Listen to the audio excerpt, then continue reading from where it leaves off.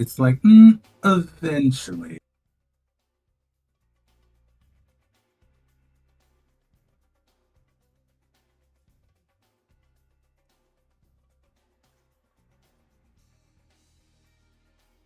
And how are you doing this morning, Bramble?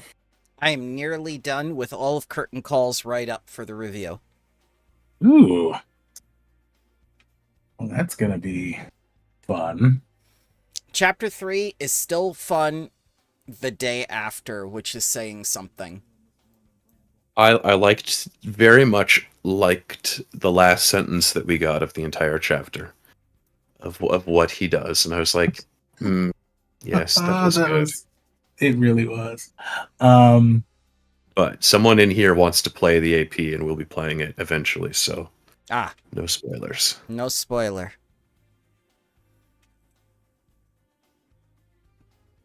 okay, I'm trying to find something real quick. I also have a massive headache for no reason. Drink some water.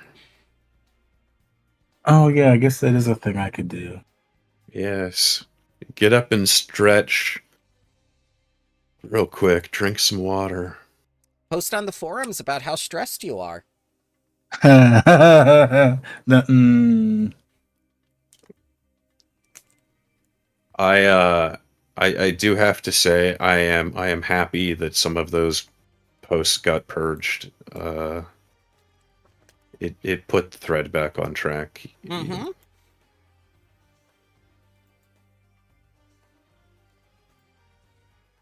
That Taz guy got all his comments deleted, Iron. I'm so surprised.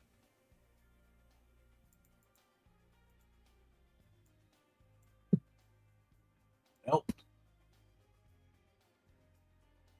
Uh, put it. Oh right. I did the smart thing. All my music is in the folder that says music. Look at me being organized. You can mass import too if you have them all in the same folder. I wish I did. You know what? Now that I know that that's a thing I can do, I'll tuck that information away for later. Hopefully, I'll remember it.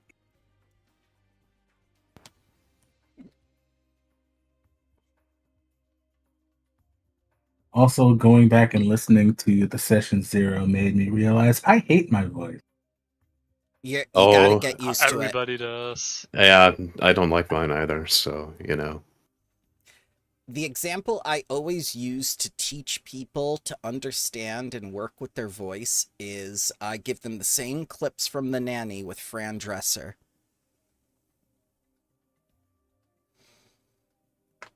Oh, Mr. Sheffield.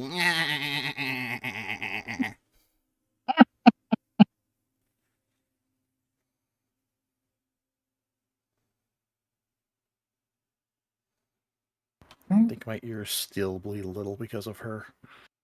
Oh, yeah, she was on for a lot of seasons.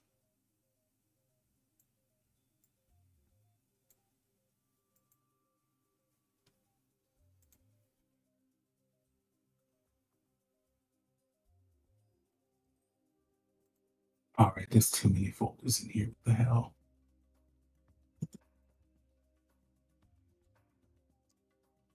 And a lot of folders with nothing in them. How did that happen?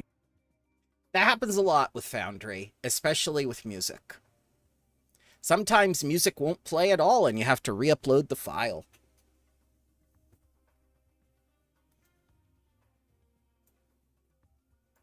Oh, this is just not full.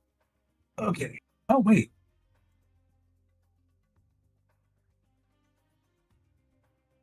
There you are.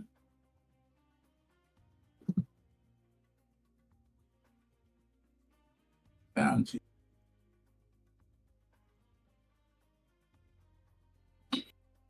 Okay. I think we're good now.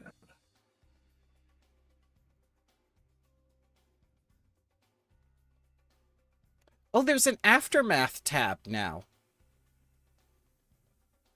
Aftermath tab? Exploration. Oh, Yeah. I think that might be a module that I threw in here.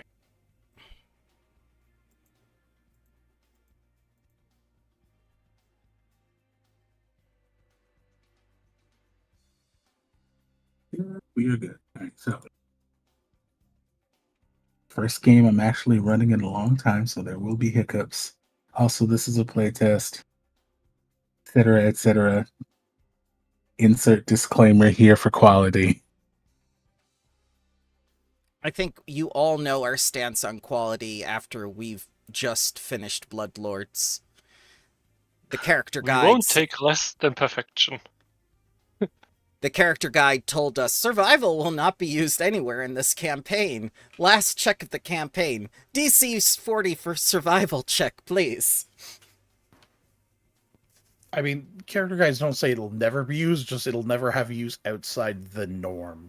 Which, yes, having it there fit, so you could define it as the normal use, but it was kind of jarring that we hadn't used it at all, and all of a sudden, here's a high check to pass. What? Now, I normally wouldn't consider navigating a ghost city through thick fog a normal use of survival. That's fair. I mean, navigating somewhere using Yeah. survival, yes. True. My general policy is that I will find a way to make skills useful for PCs.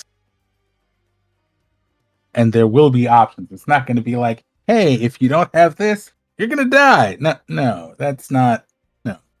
Some adventure paths are literally written with, if someone did not take expert or master in like religion, arcana, occultism, or whatever else, or like thievery, you're like, nah, you're just fucked. Like, you don't have thievery? I mean, you can't pass this trap. You're all going to take 200 points of unavoidable damage because no one can dismantle a trap. Get fucked. I mean, that's why you make sure you have a paladin or barbarian use their method of trap, disarmament. Yes, explode in my AKA, face. Everyone else out of the room, I'm going to walk into it. Apropos, explode in my face. How are we on the topic of nail bombs? For the alchemist. As long as they're not thrown at me, I don't care. Yeah, no, I'm just circling back towards the uncommon ones because some of them are a little bit more specialized and might make things easier, aka the nail bomb, which does cold iron type damage or cold iron re-damage. I would be perfectly understanding if those things would be considered out of the things that are alright, but I would also have fun with it. Completely knowing what I know, it's not a problem. I've been in a party with Jan before. I'm used to it. So I might shop for one or two alchemical bombs with the uncommon tag. So if any of those come to you as very odd or not cool, just say the word and they won't be a problem anymore. I'm not sure if the particular bomb is uncommon, but considering Osirian and there being undead things and Geb not, 3 nations down, ghost charges might be worth making sure you can make. Yep. And I have them. They are here. They are cool. Does this have I didn't to take do the with necrotic ones. Does this have to do with your background of hating ghosts? Absolutely. Those were the first one I picked. Ghosts are scary, man. Are Nassim's mortal/immortal enemies lawyers and ghosts? I mean, the main purpose of Nassim learning alchemy is to not die and to avoid becoming a ghost, maybe. Because that's scary.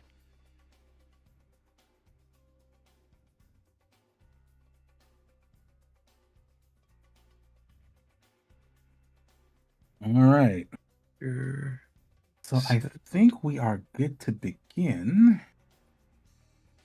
I think. Yes.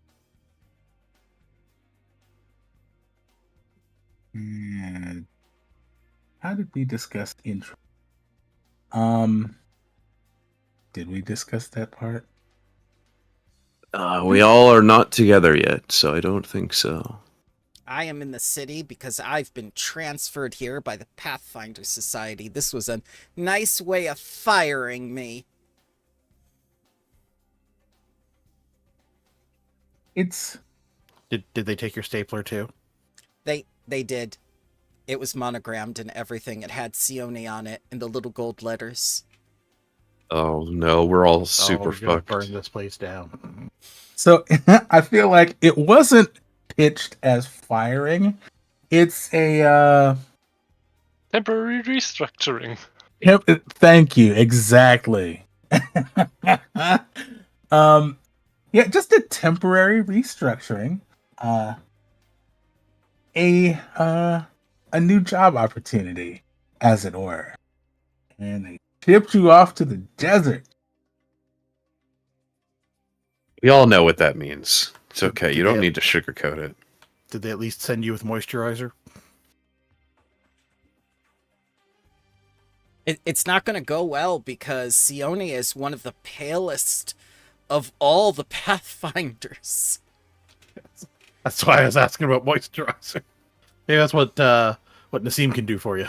Yeah. Quick, sunscreen now. I need an old lady sun hat.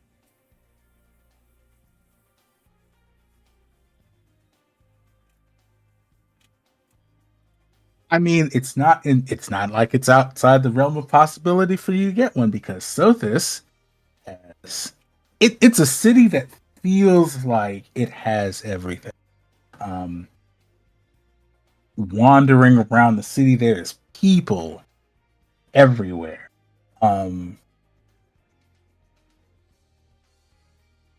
It's pretty crowded midday, and it's like early summer. I need to fix the world clock, but that's okay. I need to look up a calendar because Valerian's calendar Simple calendar works pretty well. The module. And you can program events in it that we can click on and look on in advance. So it has a default Galarian calendar on here. You can change it to just be like month, day, year, like modern May, April, type of shit. Or you can change it to like the D&D one. You can change it to a couple of different time scales. You can even make your own in there too. Bramble, you'll probably appreciate this. I just looked up on Pathfinder Wiki for calendar stuff. Apparently there's a new calendar system that has been added, the Stacian calendar, that for some inexplicable reason is 2,700 years behind the Absalom Reckoning calendar. So currently it is 4724 AR. On the Stacian calendar, 2024. Oh, that's that's neat.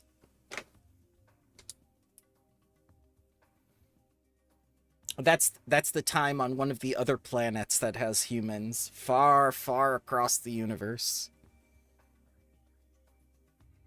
But doesn't even say, it just says it's named for Queen Anastasia of Irison. And for some unknown reason, it's 2,700 years behind. Yep. That's it. Yep. Sounds about right. Okay, so next question. Where is Nassim right now? Probably at his patron's office, or worse yet, he's going to pick up some individuals off the street.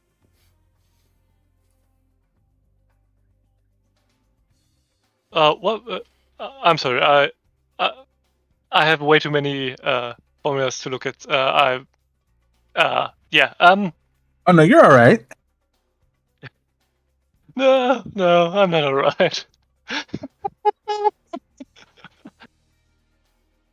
I work with spreadsheets in my job. No. Yeah, Nassim will probably be searching for, anybody who has some experience with knowing alchemy or getting to places where ancient alchemy stuff is known. Probably either at the market or hanging around, adventurous looking people to see if any of them would go to, ancient places or laboratories to see if we can tag along. Okay. Debating on if I should have you roll for this. Yeah, give me a blind society check. Yep.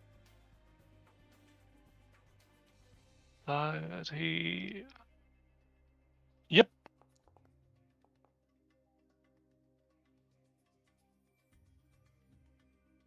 So you ask around, and people, most people don't really seem to know, but you hear two distinct pieces of information. You hear about the Canal District, and that the venture captain of the Pathfinder Lodge is an alchemist. Oh, that's good to know. Thank you very much, whoever knew it. That's cool. Then Nassim will probably head over towards the Pathfinder's place. Okay. Nick, how do you pronounce your character's name? Shaik. Shaik. Okay. That was my fault because I put this on here wrong. That's a Y, not a V. Uh-huh. So, It's pronounced like Shaik. all right, Shaik. Cool. Where would we find you on this unreasonably hot afternoon? I would be wandering the outskirts of Osirian, grazing a herd of camels who are looking for just a place to rest for the day, probably a small oasis before heading back to Osirian. So if there's anyone lost out in the desert who shouldn't be out here, I might be able to bring them back. I believe we know someone like that. My character is lost in the desert. They do not know where they are. Did you run out into the desert, starting with the whole Disney princess song about wanting more, and then slowly but surely, as the sun started to rise, you're just like, oh hell no. Yeah. Mistakes were made. I thought I brought enough water, but I kind of just didn't. And I'm just crawling across the desert.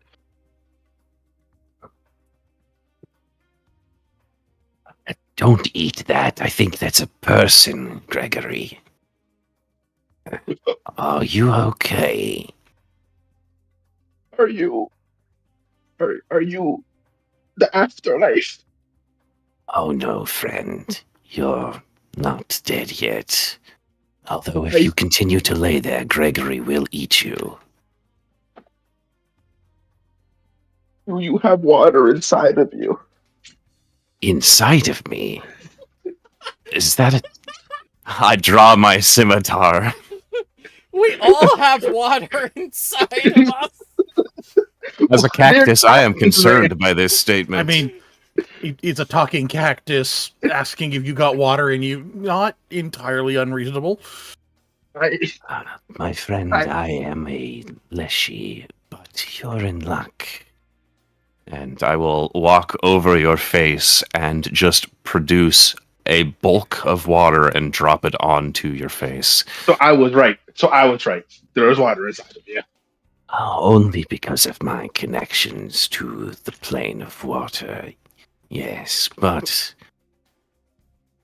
here you are. And I'll just continue to produce enough water to at least revive your senses.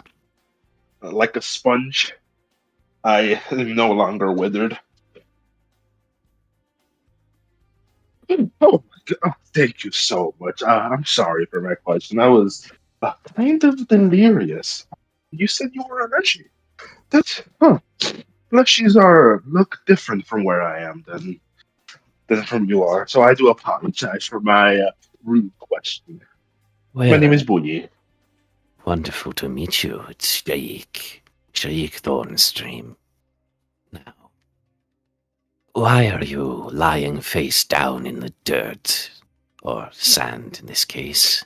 Well, I wanted to go on an adventure. I've just been locked up in the palace. I couldn't really do much, and I was told that I was to be married off to this random person.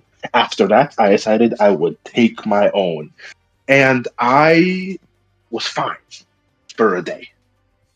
Um, I thought that bringing 2 days of rations was enough. Normally, I think that would be enough, but I kind of ran out of water very soon, and I kept on just going in a straight line, and now I'm here. You do realize that the city is to the east of us currently. You are heading in the wrong direction. Oh, well, thank you very much. You have saved my life. Ah, come, rest on the camel. I will bring you to town. Would you just look on the camel? Rest on the Uh, camel.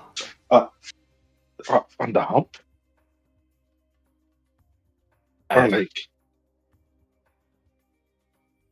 It'll be fine. And Sheik will pull a bulb of cactus flowers off of his head, and the little stem seems to just start slowly regrowing. Feeds it to the camel and says, Be a good boy, Gregory. Let this lady sit on top of you as we return to town. Gregory's had this judgmental stare this entire time. It seems to relax a little at that, though. Okay. I get on the camel. It does take me a long time. It is very embarrassing.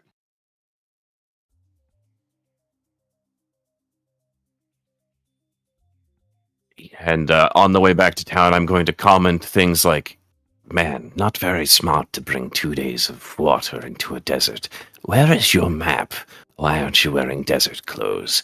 What are you even doing out here? Did you have a plan? just continued beratement of, what are you doing, stupid?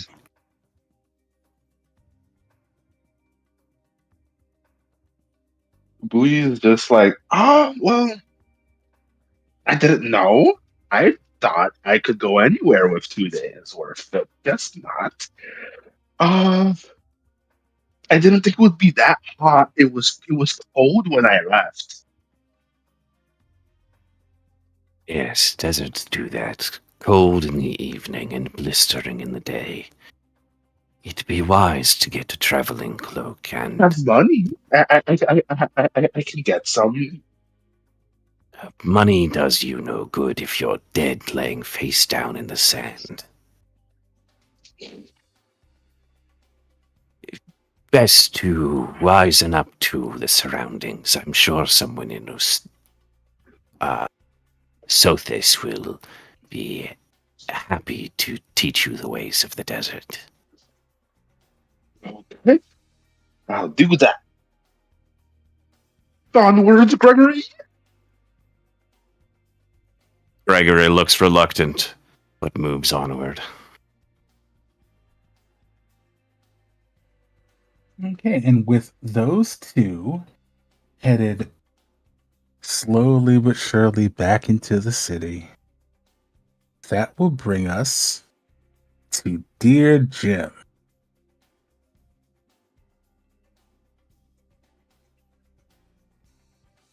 So Jim's tired from having traveled around with Pathfinders. He's just been... he's not actually a Pathfinder. He's just hanging around. Someone found him cute, let him follow. He's now currently asleep in the basement where it's nice and cool. On top of Oddman, his leg chair. In the basement of the Pathfinder Lodge? Yep. Oh, okay. Yeah, all right. So, Just off to the side, someone may have sat on Oddman next to him thinking Jim was a cushion. Neither moved. No one cared. So the basement of the Pathfinder Lodge. So the Sandswept Hall was at one point a converted jail. So the basement has a lot of cells in it. Oh, However, he'd be like the room you'd walk down and see the guard before you move on to the cells. He's like against the side wall in that room where you would think a chair would just randomly be sitting. oh, absolutely. Because the cells themselves look occupied, not by people, but it's just been recently used as just extra storage space. So the cell doors are like mostly open. A lot of random books and records and that sort of thing just kind of like all over the place in a kind of sort of organized fashion. Every now and then, there's an elderly man that comes by, grabs something from the various strewn documents that are down there, kind of checks up on you every now and then. But the conversation is always strange because after about the third time that he passes by, he keeps greeting you like it's the first time he's seen you. I have a picture.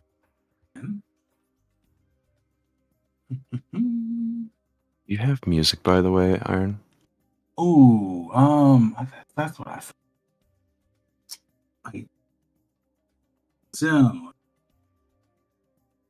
It's just okay. the one intro from yesterday, and it's not. I think what we'll all do is we'll hunt for music next time, because with this region of the world, there's a lot of good stuff, especially with non-vocals and vocal stuff. So it will be easy to find things to collect to use. I have one, but I don't know if I can use it for reasons.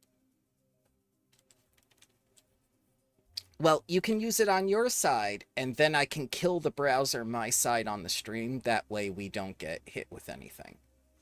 Oh, okay. In that case, hang on.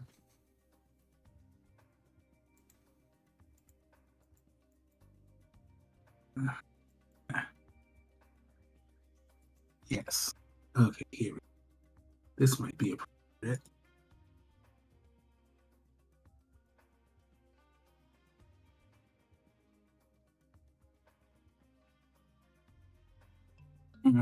Back to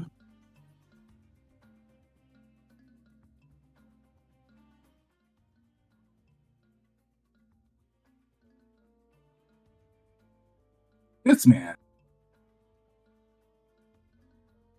I'm Discount Ezrin. Oh, it's Gaben, obviously, our Lord and Savior from Steam. Another connected assist? Wow.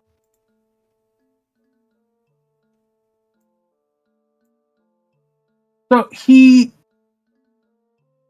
shuffles down into the basement, and he looks at you reclining on this chair, but not quite a chair. Regards you curiously every single time that he sees you. It's like, oh, hello there. I Are you new here? mean, I've been here for 3 weeks. This is the 4th time I've seen you today. Hi. And you see his eyes just kind of go vacant for a second. This man is clearly not completely there. He's introduced himself more than once as Avgrim Bossel, the records keeper at the lodge. This man is well into his 80s. He's been a pathfinder for decades, and he's going a little bit senile.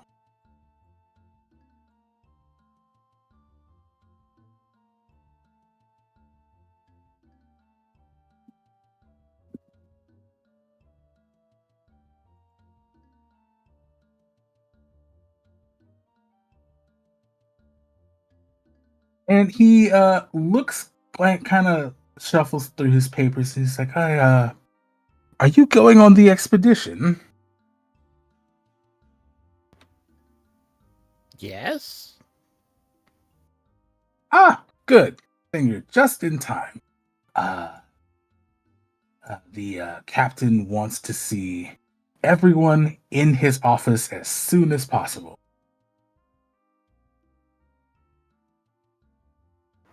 Oh, okay. And Jim will then get up and do like very like cat-like stretch at the same time the chair is doing the same stretch. It's like the chair's movements don't even register to him. He does see it though.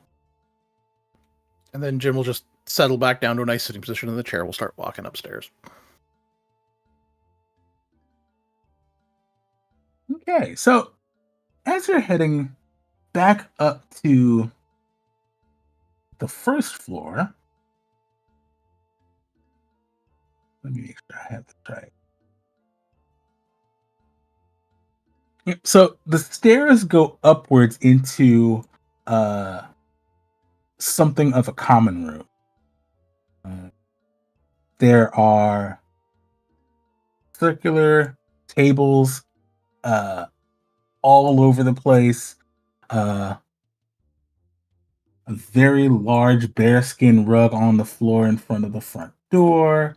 I have a map. And I can pull people to the map because now it's appropriate. Nope, that's the second floor. Aha.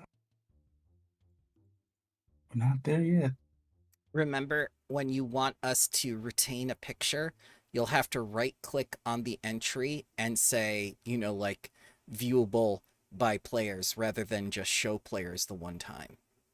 Ah, Yep. And it will show up in our journal entries all the time once we meet a person. noted. I made that mistake a lot.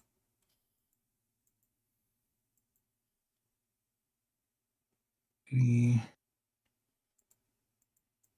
you mean I didn't need to screenshot the game every time a new NPC showed up? That sounds terrible.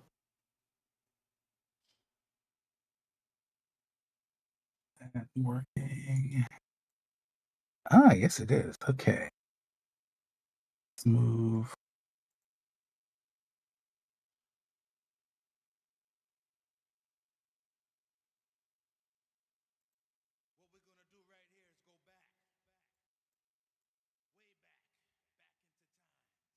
Okay, how we looking? Looks good. Mm-hmm.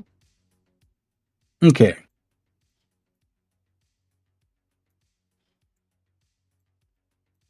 So, you get up to the first floor of the lodge, and it's a huge, wide open words. It's a huge, wide open space, and you can see the second floor from the first floor in like this balcony that runs around the entire common area here. The front doors are wide open, and as you're coming up to the first floor,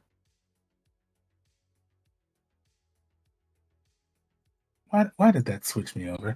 As you're coming up to the first floor,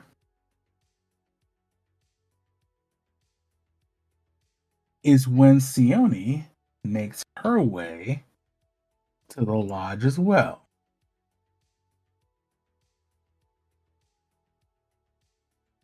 It's not hard for you to find the lodge. I'm pretty sure that somebody gave you directions. Ah, yes. And The first thing they said to me was head directly to prison, and I was like, finally. No middleman this time. Do not pass go. but it's a very nice looking prison. The front, it's this 2-story building made of white limestone and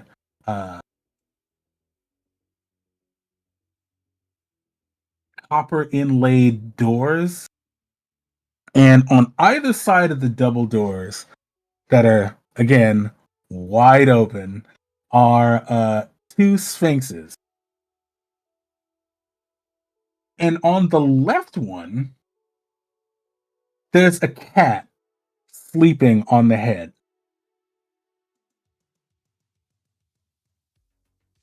Do you have a picture of the kitty? I don't. Sacrilege. Sacrilege, you're right. I will commit Sudoku. Must pay the cat tax. And if not, you now must share a picture of your own cat if you have one. It is law. I am not a cat person. I'm a dog person. I can share pictures of him. So you're just not a cat person yet. Well, not yet. I don't mind cats. I just don't own one. Is this Yeah, but our Sorry, go ahead. adventure captain's cat or just a regular stray? You don't know. It doesn't have a collar. It's completely black except for white spots on its paws, and it kind of like it. You're not sure if it was sleeping before, but as you approach the door, it just kind of looks up at you with this very, very typical feline disinterested look. Ah, yes. I will pet him on the way inside. He doesn't seem to object to the petting.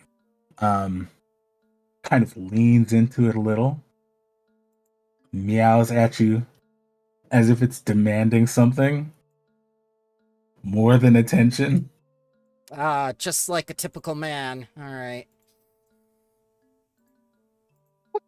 Don't think I have anything for Cat, but I can bring something to Cat. Well, maybe it just wants water. Maybe no one put water out for it. I will use my water skin and... Do I have a thing I can put water in? Like, is there a bowl or something out here? There is a small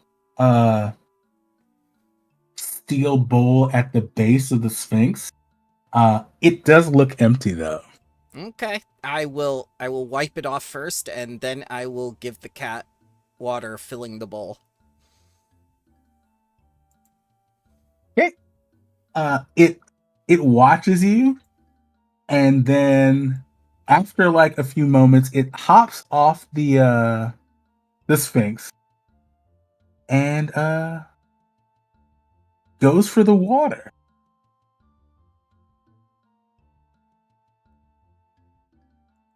Now, Jim, Yeah. you're seeing all of this from where you are in the common room.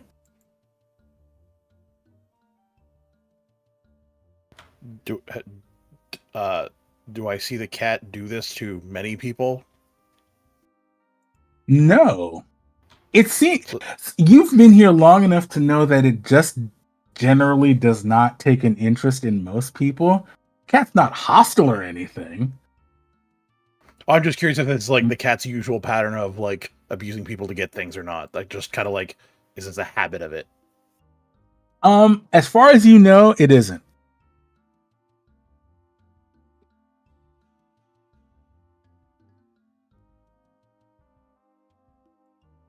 But this cat does hang around the lodge a lot. Nobody actually knows whose cat this is. But Sothis has such a large cat population that most people don't really question it.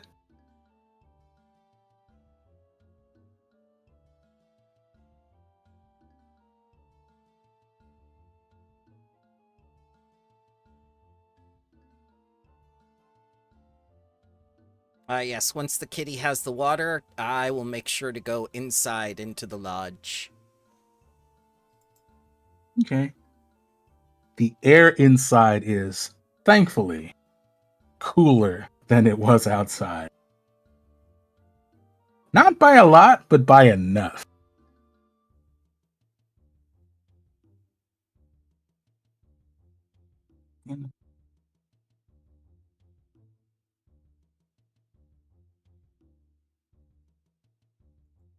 Put one gem, one seal. Don't know if I completed all the walls and stuff in, so something quality. Yes.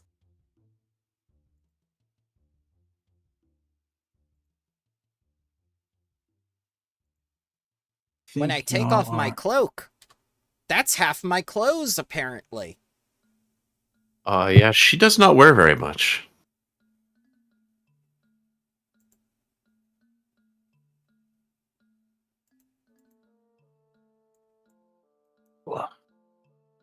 Something desert shenanigans. This cat is missing its head. Missing my what now? Ah!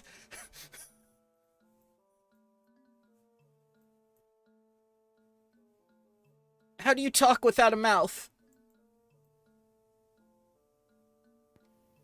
I make sounds in the right combination so people understand them as words. How do you talk? Very loudly. And with my emotions in check.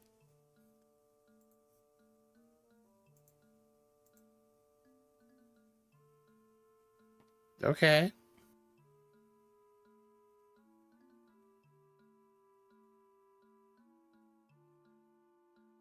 Hi. Hello.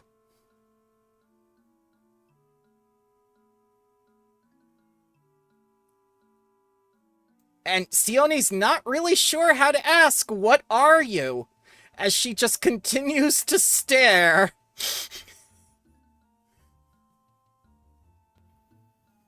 Okay, I'm used to getting out. Hi, I'm Jim. Hello, Jim. I'm Sione. I'm new in town. I didn't know the desert had such interesting people. I mean, not originally from here, but yeah, there's other weird people too.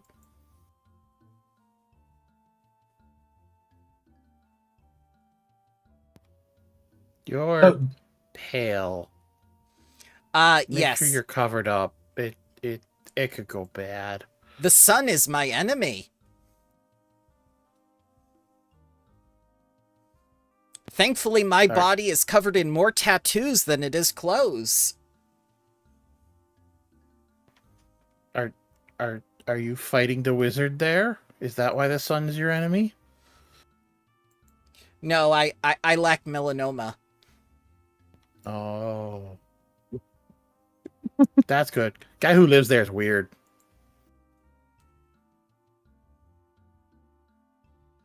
Are you here for the mission?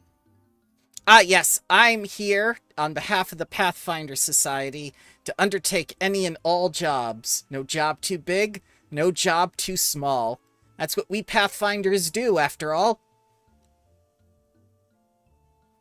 Oh, well, if that's the case, I'll show you where the mop bucket is. I'd like to move, but time has stopped. There we go. Sorry about that. There we go. Yeah. Didn't know there were bears in the desert, but okay. There are bears everywhere.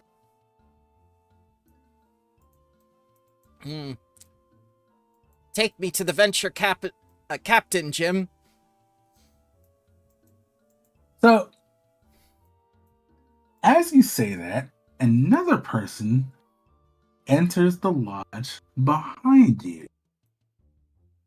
This is when Nassim makes his way to the lodge as well.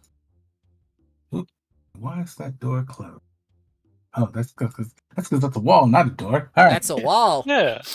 Why is that door closed? Because that's not a door. Art imitating life.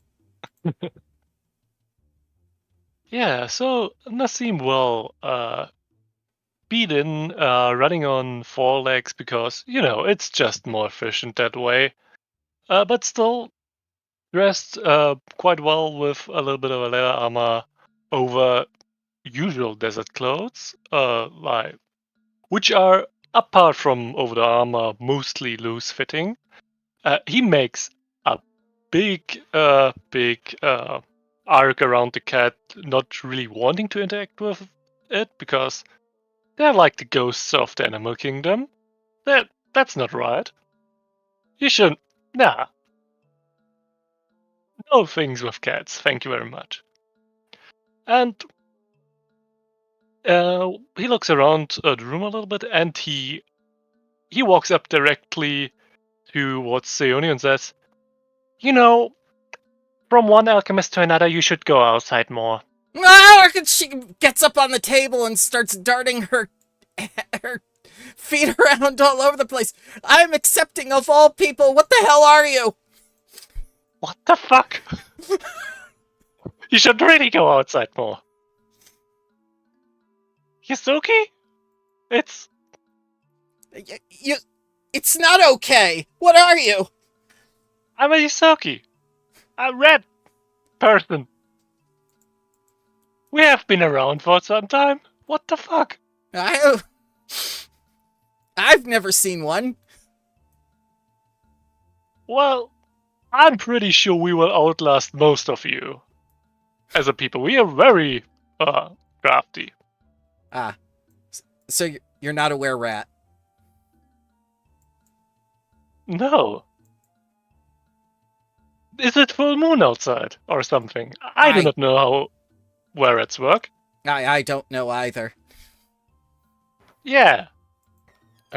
If we're asking that, are you a were-human? Yeah, absolutely. No, also, hi. Finally, I meant somebody her. normal. Hello. Yeah. Are you a were-human, Sione? No, I'm a here human.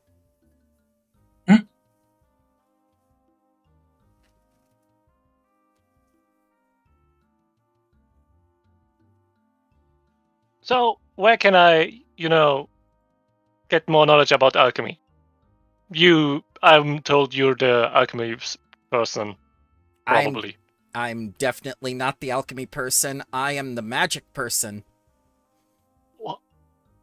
You should really go outside more. The sun is my enemy. Yeah, that's what it looks like. That's why I approached you.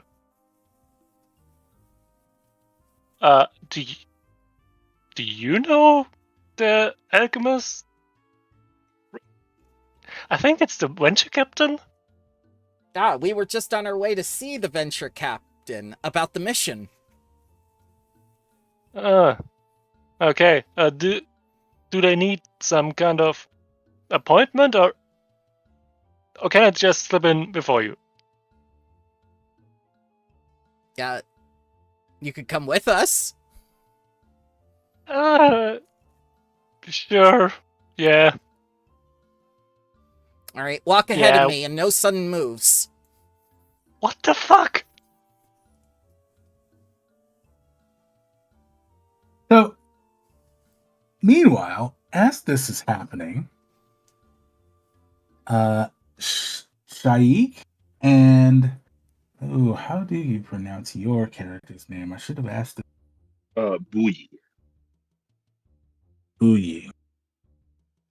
Okay, so the two of you make your way back into the city, and Shaikh, where would you be? Where would you be? How do I put this? Where would you be operating out of in the city? Probably on the outskirts of Sothis. I imagine there are plenty of places for me to house my animals. I would even venture to say that I have a small farm, a little plot of land that is just big enough for my house and my 9 camels. Okay. So you return there, and I assume that where you live and where you work is close enough to the city that you can absolutely see it from where you live. All right, silly woman. We're close enough to the city now. Was there somewhere specific you needed me to take you? Hmm.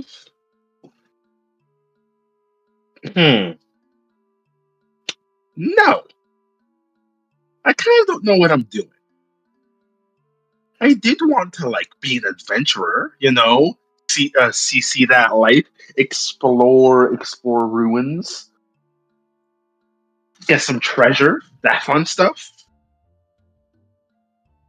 Then you might be interested in the Pathfinder Society. I think it's called the Sandswept Lodge, located in the center of town. Would you like me to escort you? Yes, that would be incredible. It's going to cost you Oh, one gold okay. piece. Okay, sure. I give you a gold piece. He inspects it, bites it to make sure it's authentic. Wonderful. Follow me. It will take us about a 10-minute walk. I'd advise you keep your bag close. Some people like to snag things from unsuspecting travelers. You look a little green. We need to get you a hat and maybe a traveler's cloak before you get too far into this place. You won't last long in the desert without it. And I'd advise a few extra water skins. 2 days is certainly not enough time. Okay. Bougie shakes her head like she understands, but there's no thought behind those eyes. Oh dear, the society will have a field day with you, I'm sure. Right this way. Right. So the two of you make your way into the city proper with no real issue.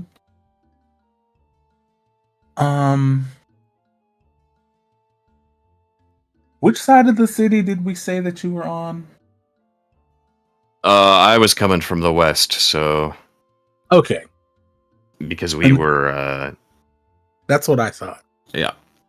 So, uh, so getting to the canal district is actually not that difficult. Because there's no bridges involved. Well, I mean, there is, Ooh. but it's on one of the smaller parts of the Crimson Canal. So you don't have to cross one of the major bridges. This is the Crimson Canal. I'll explain as we're walking through the city.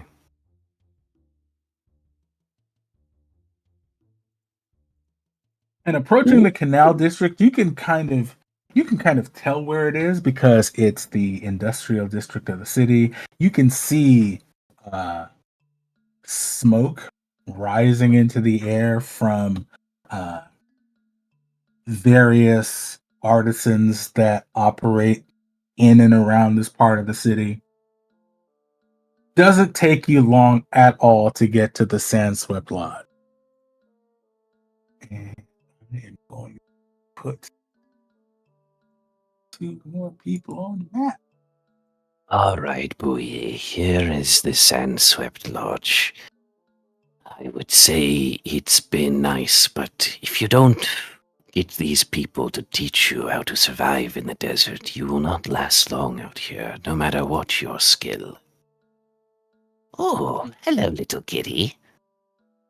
And I will begin to pet the cat. Hmm. Yes, I do not know who the proprietor of this lodge is, but I'm sure they will be happy to help you find adventure, as you say. Hmm. Okay. What is that? That's Jim. And Jim? she's a magic Hi. person, even though she looks like an alchemist.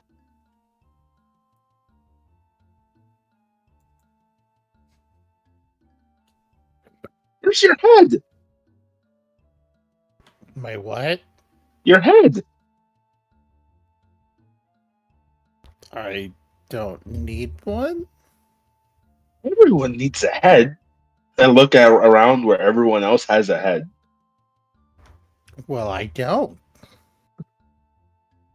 How are you talking? I'm making sounds in a particular order so you understand them as words. Huh? Where How does do you the talk? sound That's how come everyone from? talks. I don't see vocal cords or a mouth. Hmm. It just works.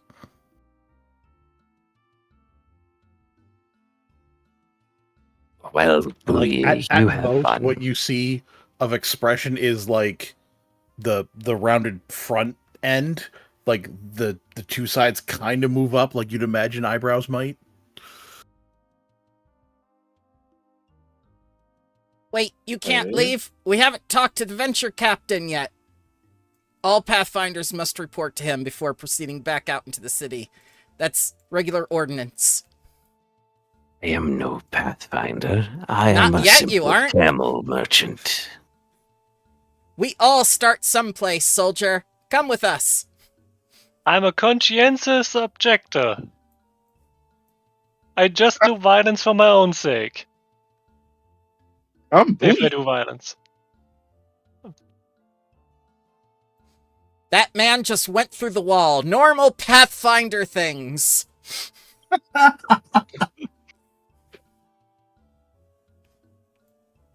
Pay no attention to the man behind the curtain. So, as this discussion is happening,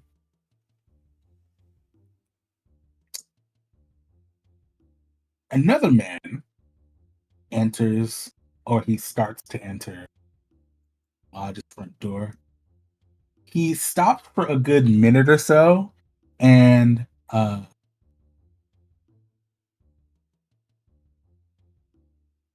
pets the cat, and he looks like, oh, someone filled your water bowl. Well, that saves me time.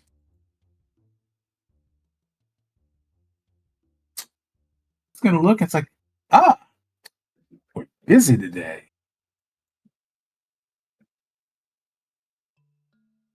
And let me get a better picture of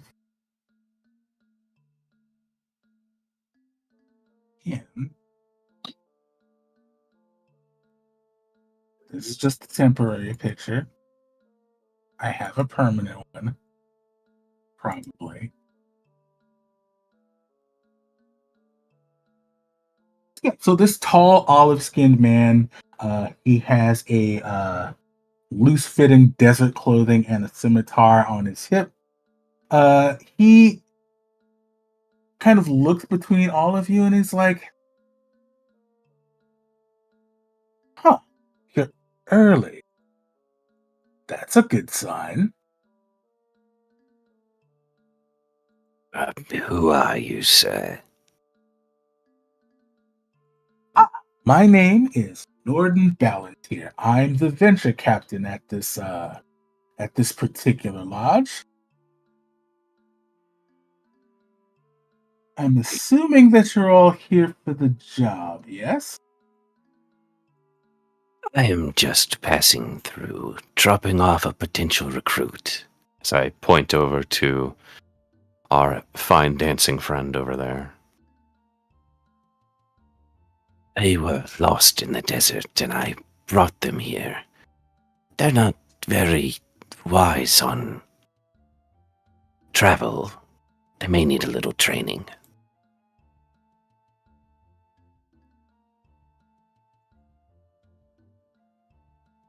And I'm assuming that desert survival is a talent of yours then?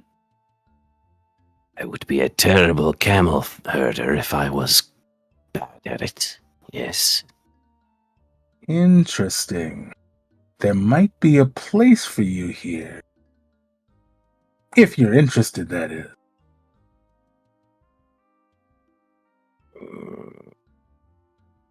He can Oh, teach me how to beautiful. swim in the sand, Sione says excitedly.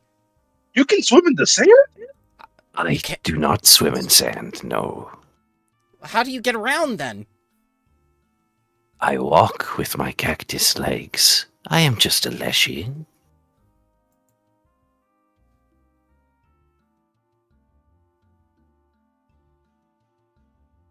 Is that odd to you, human? Well, yeah, how do you not sink to the bottom?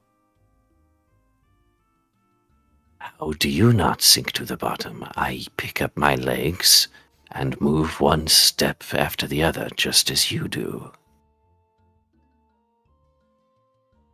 I mean, that's what happens to all the ruins out there, isn't it? They just sink. Well, if I ever get stuck, I just produce a little water and wiggle my way out. Create some dirt clotting. Gives a little extra crunch in my step.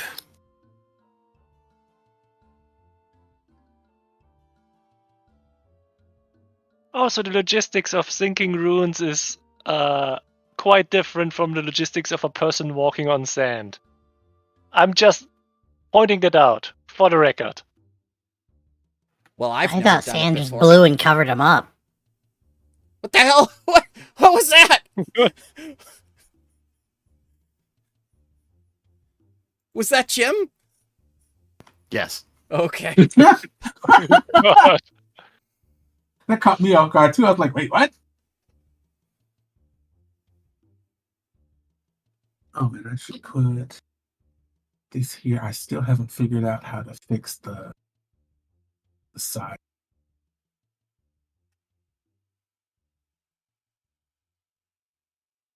That chair I just fixed it. move. That's odd. That's Oddman. It's pleasure to meet you, Oddman. And Shaik bows to the chair. And the chair will do an approximation of a bow back. And Jim will tumble off. Mm. Chair has more manners than the human. Well, this is an interesting group. Well then, since we're all here, I suppose we can get down to business, as it were. Just for my orientation, because I'm mainly here about the person who knows alchemy here. You're the venture captain, right?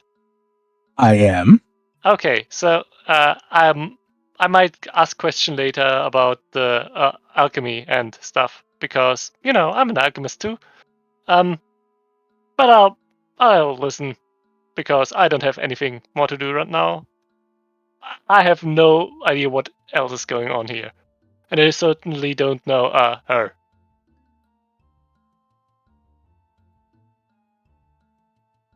Well, I would be more than happy to help you with anything alchemy related as a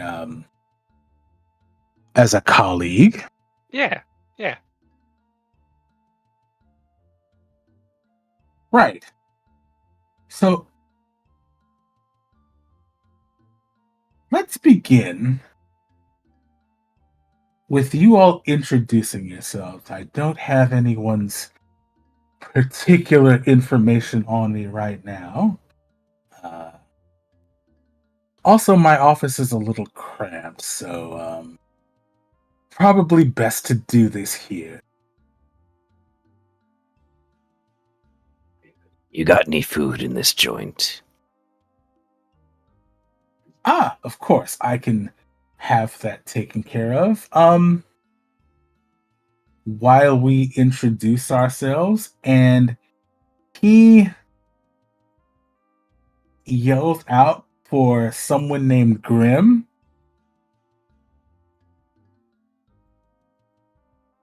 No response.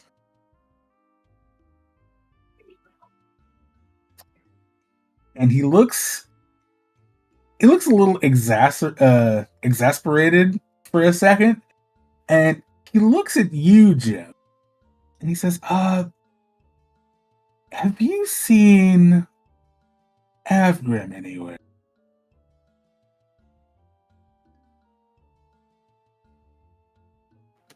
Old guy, forget stuff. I think he's in the basement.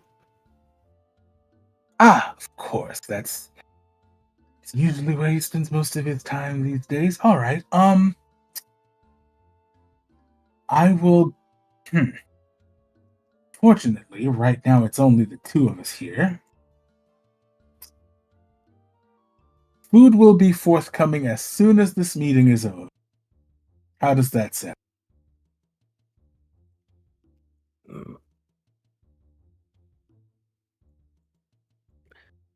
I'm interested in hearing what you have to offer. If my services of traveling the desert are needed, I'd be interested for a price.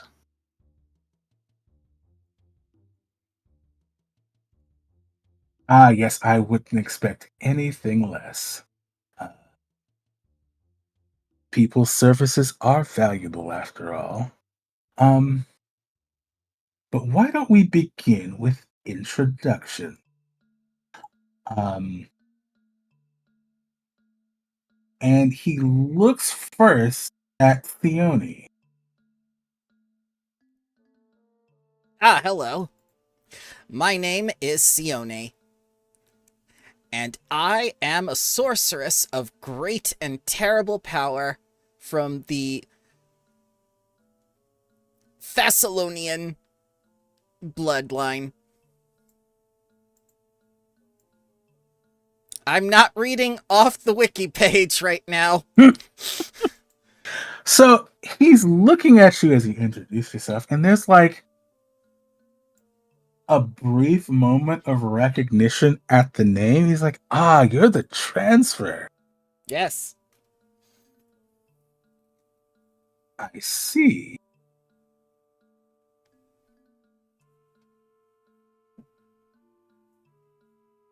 And then he turns to Bu Yi. And you are? Hello, my name is Bu Yi. I'm from Tiansha. I'm a little bit of a dapper fella. You know, I dance a bit. I'm a little sneaky. I'm a great performer. And I do not know how to live,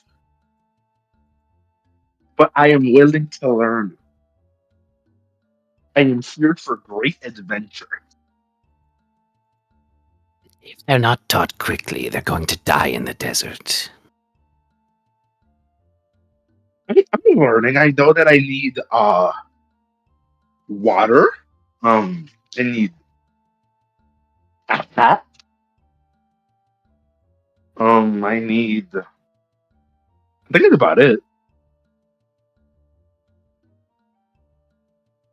Well, in my experience, a good desert guide tends to mitigate a lot of that. And he's looking specifically at Shaik as he says that. Well, I did get her here safely. I am Shaik, a camel herder from outside of town. I roam the desert looking for a lost oasis, one that my master told me about many years ago. But if a desert guide is what you need, a price must be offered, and Shaik will help.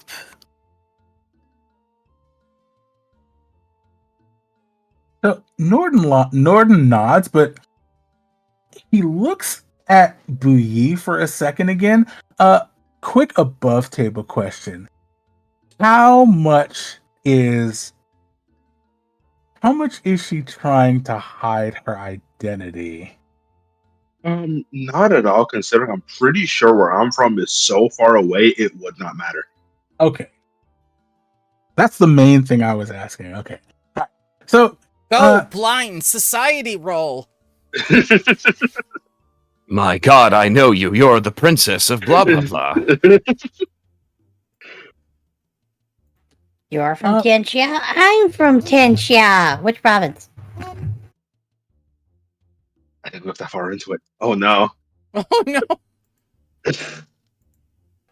I'm from a nice little valley in the wall of heaven. At least that's what I'm told it's called. Apparently there's other places too.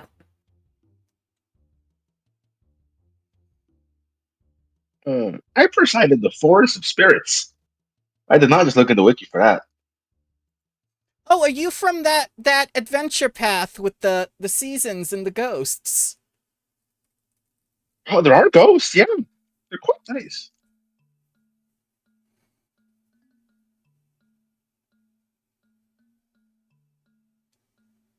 Good thing you got from there to here. Yeah. Sounds like an awful place.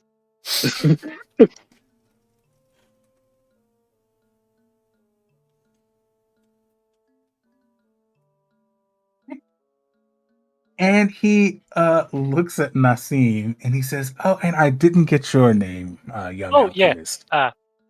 Nassim from over Duvia, Merab. No, I don't have the Sun Orchid eggs here or the recipe for it. Before, expected professional question, but not yet my knowledge.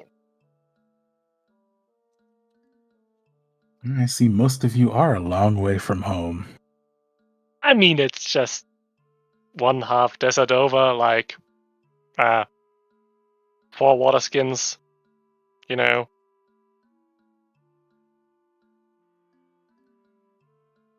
Hopefully you can. Oh, go ahead. I said, hopefully you can make a home here. People in this place don't seem to respond to the call of adventure. This place is empty. Well, most of what we do here, especially in recent times, has been relegated to the occasional bounty here and there. And he kind of points off to the west side of the room, and you can see like a small, not really small, it's kind of dominating that eastern wall, a board with a whole bunch of like notices printed on it, or what were notices. A lot of them look like they're just like tacks with strips of paper, like somebody like ripped them off and just left the remains just kind of up there. Norton says most of the people who come in and out of the Sandswept Lodge are currently out on various tasks. Fortunately, I received a request for a contract that required a team.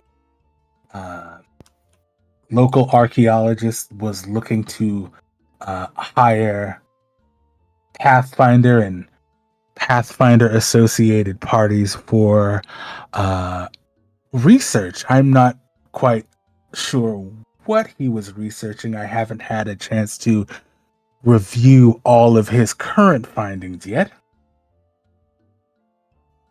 So we have to search for his findings again? Oh, no. I have them. I just haven't looked through them. You want us to search for the body? Oh, but no. He's quite alive. He should be here this evening. His name is Rafiq Al-Zarabi.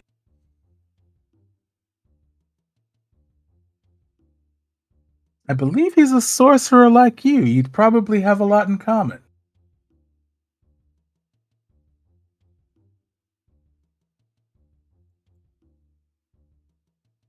Huh. I wonder what his bloodline is. That's an odd question. Now, if an archaeologist needs somebody who knows how to, dig out things, I'm pretty good with, making holes. And pretty quickly, I might add. From what I understand, excavation. Sorry, go ahead. Yeah, no, you go ahead. I'm good with excavation and quick excavation at that. Or demolition. I'm very good with archaeologists. I'm not 100% sure how he feels about the possible damaging of historically relevant sites and information, but he seems like a flexible enough individual. Yeah, honestly, I mean, just get in there quickly enough to get the historically important stuff out. That's an easy trade-off. Yes, as long as it doesn't collapse on you before you get out. I've seen that happen a few times before. I'm mostly good with that. Happened just like once or twice. Yes, I'd rather not have another Pathfinder team get buried alive somewhere. Enough. Oh, I've Extremely never been. unfortunate. Yeah. It never How many- happened to me that way. How many times has a Pathfinder team been buried alive in this desert? Sione starts counting the number of chairs that are empty in here. Well, accidents happen. They have desert guides with them when they left.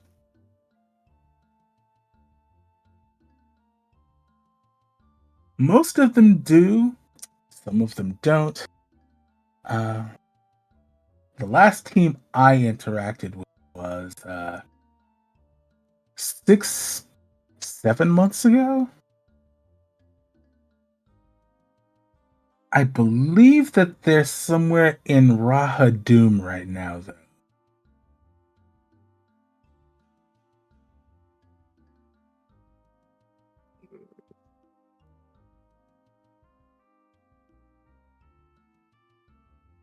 Rafiq seemed to think that his current findings deserved some urgency, so waiting for them to return was not an option.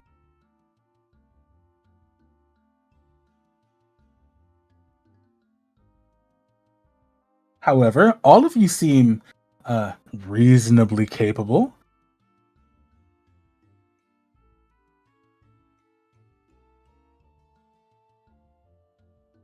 I can at least handle my own.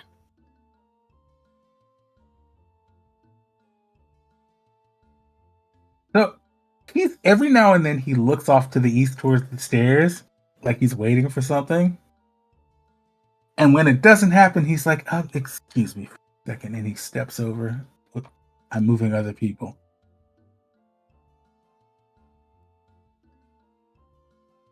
So he steps over to the stairwell and then yells down, Grim, are you alive down there?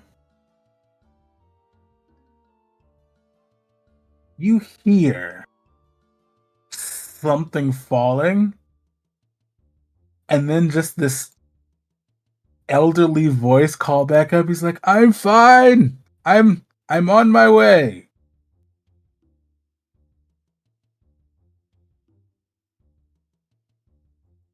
he is come upstairs. He has less stuff than when you saw him, Jim. He's only carrying one book. This blue bound, this blue leather bound book. Pretty thick. He's struggling with it a little bit. Norton just politely takes it from him. And this is the lodge's record keeper, Grim Bossel, and Grim just kind of went. Like, if you need anything, including the current research that Rafik has provided us copies of, this would be the person to ask.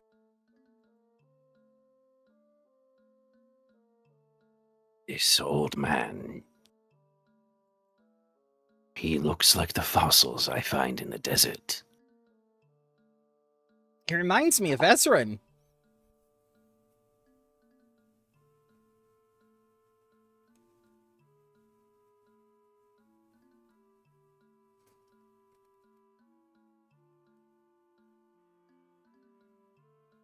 Norton just kind of like smiles and just shakes his head. He's like, Grim's been with the lodge since before I got here. He's probably forgotten more than I know. Like, He forgot me this morning 3 times.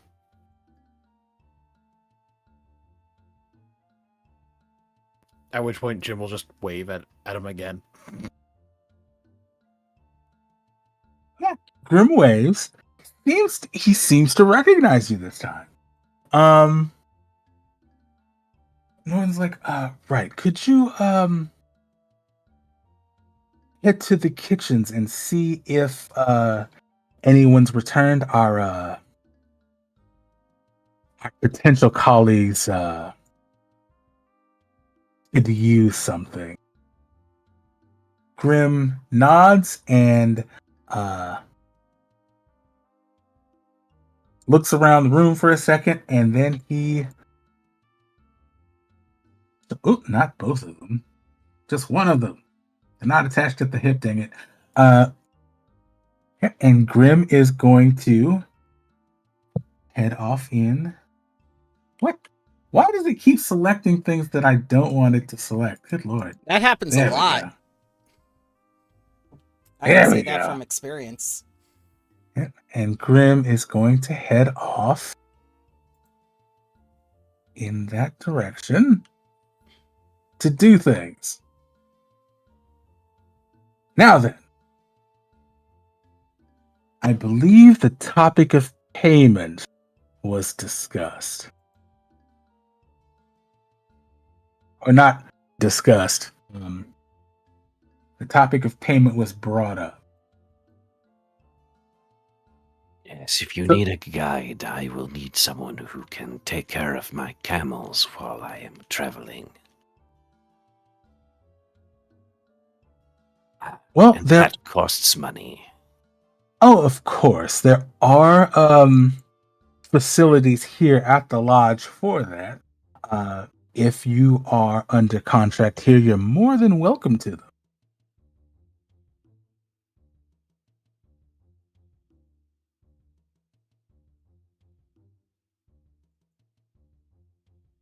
Now, as far as payment goes, the contract that Rafik proposed was for 100 gold per month while you are on retainer, as it were, as well as bonuses for any information that you bring concerning his specific research. As far as artifacts and that sort of thing in the ruins, Osirian has a very specific policy about these things. We're not allowed to sell them, or at least not without offering them to the government first. What does the government do with them? Mostly they put them on display. I'm sure you've seen the Black Dome by now. Is that the big scarab? That is the big scarab.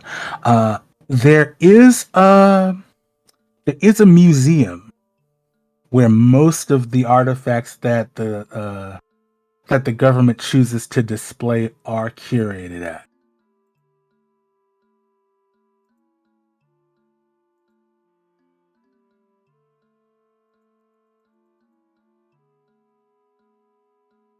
I can't say for sure if there's anything concerning in their collection. Not information I'm privy to, but I'm sure someone knows. Well, as long as you know that the government isn't weaponizing these things, then I suppose it's all right. Not that I'm aware. I can't imagine what they would do with it if they did. You never know. I heard of a whole tomb that flew in the sky once. Yeah, the artifacts that I've heard about as of late are pretty mundane. Mostly historical significance and nothing more. That seems to be what Al-Zarabi is most interested in. And he kind of holds up the book. He says, This is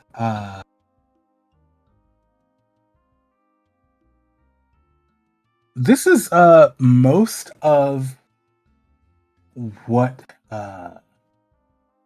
he provided us. The rest of his research is, from what I understand, very what's the word? Not theoretical. Insane? I wouldn't say that. I mean, that's the step above theoretical.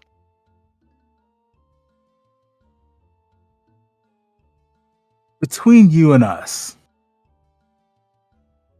he's not an academic in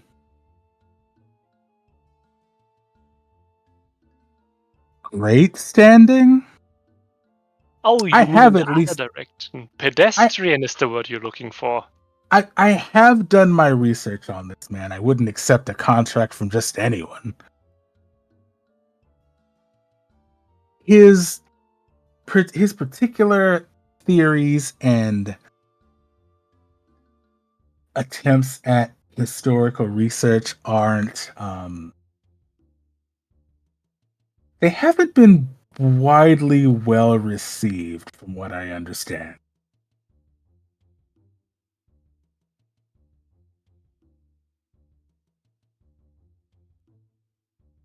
Is he looking for the Osirian equivalent of Atlantis? Oh, I found that once while I was in the desert, but then the sandstorm blew in and covered it back up. You're not entirely wrong, and he hands you the book. And he says, there's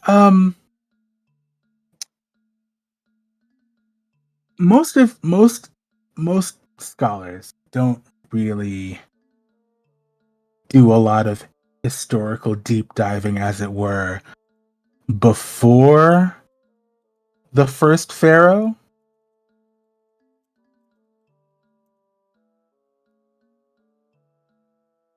He seems to be more concerned with the kingdoms that existed before the desert was unified under a single pharaoh.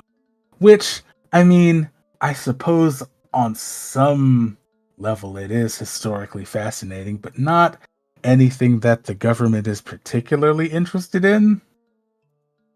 Something like that typically disrupts the power structure. People don't like finding old things that predate current.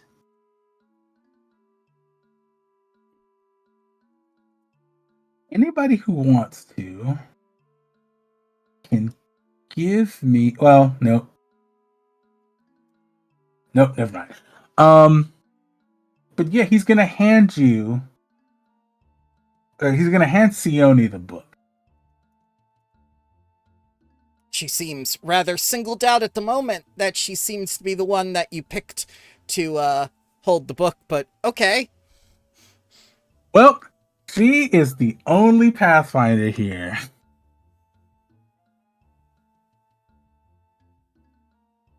Lady, that's a book. You don't need to look at it like that.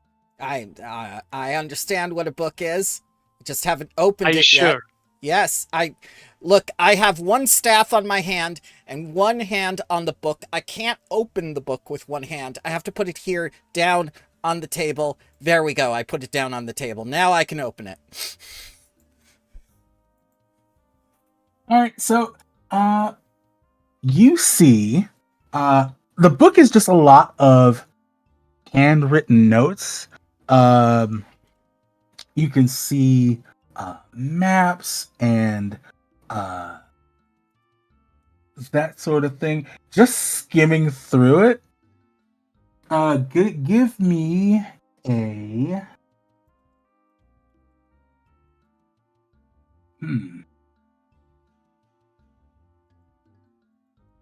Give me a perception check. Sure.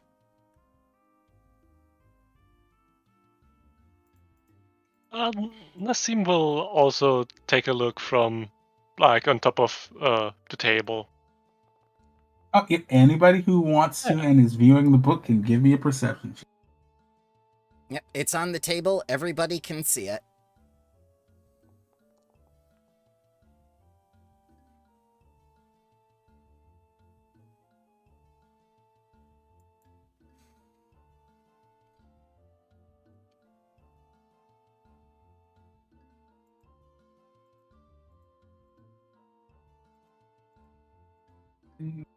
All right. Okay, so Nassim, as who's flipping through the book?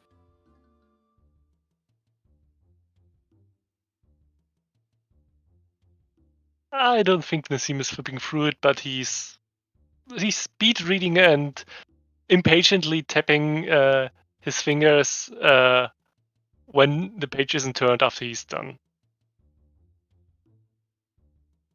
So, okay, Nassim, as you're like speed reading through this book, you notice that it's very much written as it's more like a journal than research. It's his personal views on the findings and that he's had so far.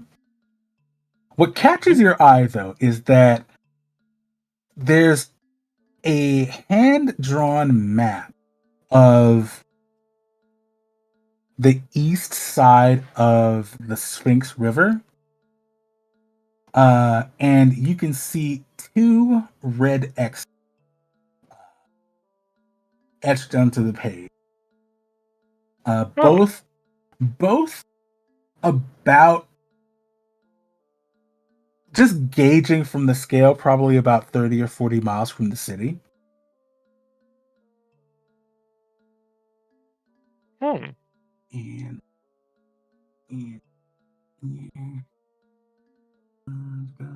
that's not places of interest. There's the.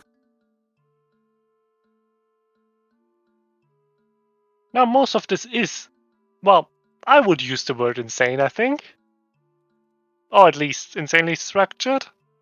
Who would write things down in a chronological order? But at least the map seems somewhat useful. How do I? I think I could guide us there if necessary. doesn't look too difficult. I think I recognize this ravine over here.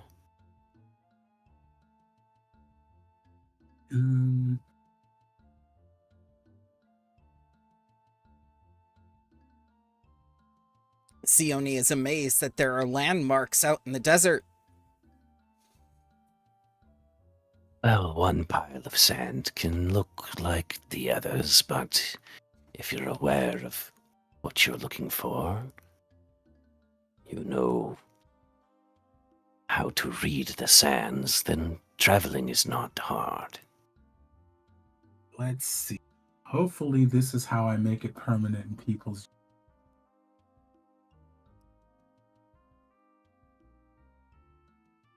I see. And it's visible because it has the little eye. Yay! Oh man, it's the sequel. It's the sequel to The Legend of Karasret. So, the notes are at least what you can see from your perception check. They talk a lot about Kesret II, a king of ancient Osirian who existed he died about 100 years before the founding of Sothis.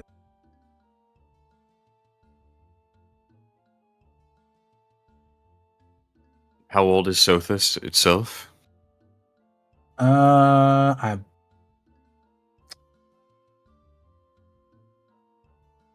think it's about 4,000 years because Geb split off from it, and Nex and Geb pretty much took parts of Osirian for itself.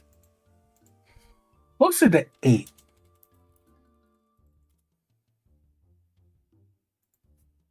$8,000 years ago? Yep. Oh boy.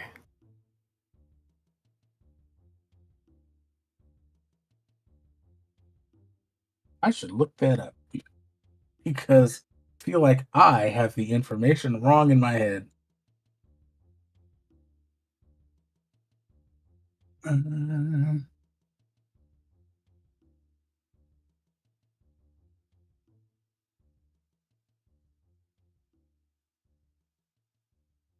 Where is my timeline?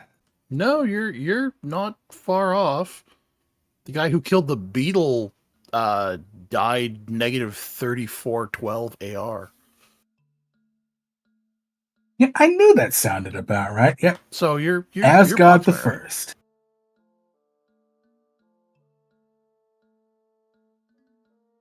The very first pharaoh.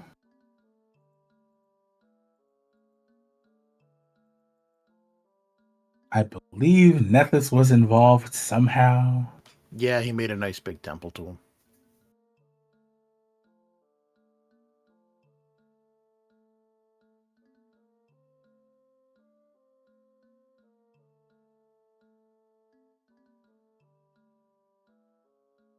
But yeah, the journal highlights it's definitely a copy, obviously, but it highlights two specific sites.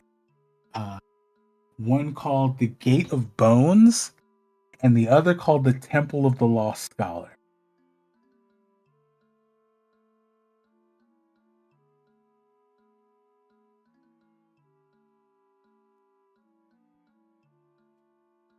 So, I'm a worshiper of Pharasma, as this wiki entry is telling me. What do I think about all this, this tomb raiding and this, archaeology stuff? I mean, we have permission. Well, none of what you're doing involves raising the dead. So, you can't take it with you. I suppose it depends entirely on how much you think doing this sort of work respects or disrespects the dead. So long as I don't disturb their actual bodies or the grave sites or desecrate them, I should be good. Like, if we're there just there to learn, that's perfectly fine.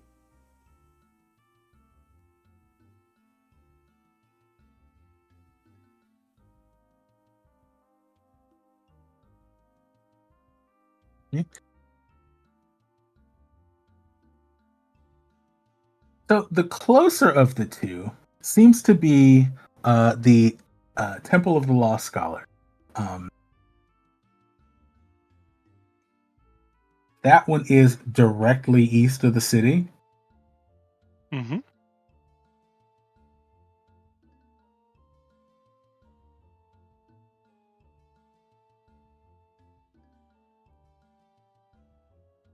Is this somewhere you need a party to travel to?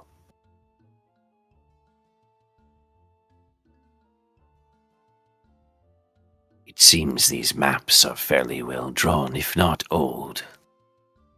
It would be hard to tell if these locations are still there, but I might be able to guide to that location. Well, I did have someone scout the location. He did his best to create a landmark. You'll know it when you see it. He's a guide I've used in the past, a young man named Yusuf. He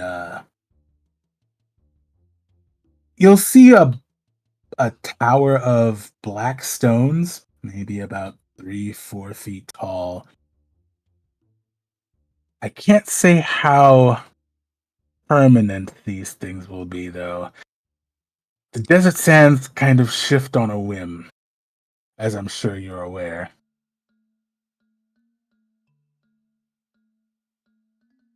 Yes, never set something down in the desert that you're not willing to lose.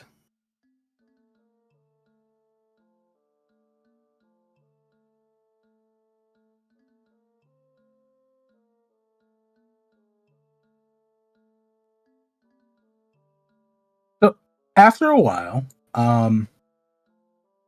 Grim comes back, and he is carrying a large tray with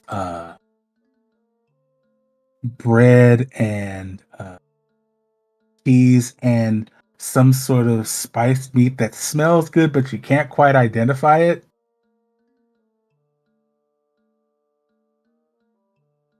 Sets it down on the table.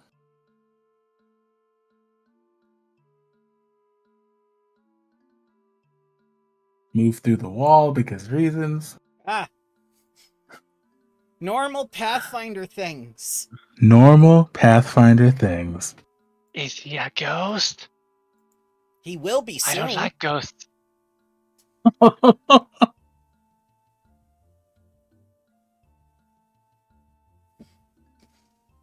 He's just an old man, Sione. I thought Ezrin was just an old man too, and then they started cloning him.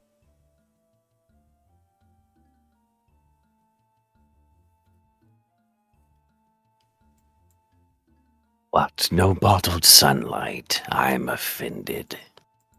No, I'm just kidding. He looks a little flustered for a second, and he's like, "Oh, ha ha ha ha." I'm fine for up to 2 weeks without it. I was just roaming the desert. I will be fine. I will make sure that that's a thing that we can provide for you all. I'm assuming this interest means that you're accepting the contract, then. If the pay is reasonable, you said 100 gold pieces. Is that upfront after completion? It's 100 up front. Each completed stint of your research will also carry a reward, I believe. I believe Rafik proposed 50 for each.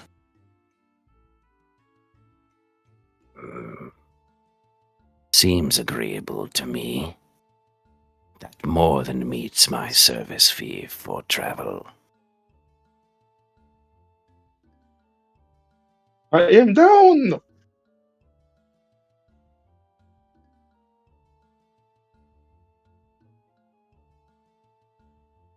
Now, of course, that fee does include food and lodging here at the Sandswept Lodge. That's already deducted from the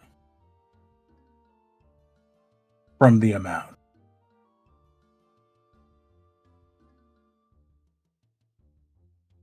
So, average cost of living. Yes.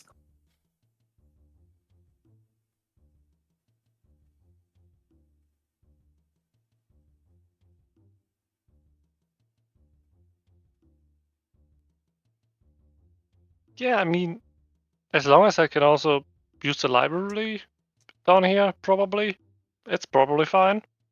Ah, yes. Or whatever is down there with books. I would stay out of the basement. It's significantly less organized, and he kind of like looks at Grim for a second, who is completely oblivious to the stare. But the most of the more organized stuff is up on the second floor. The basement is nice and cool, though. But you'll have to bring your own chair. Yeah, also, the best knowledge is most of the time found somewhere that's not really organized, otherwise it would be common knowledge. I mean, I'll try not to get buried alive down there.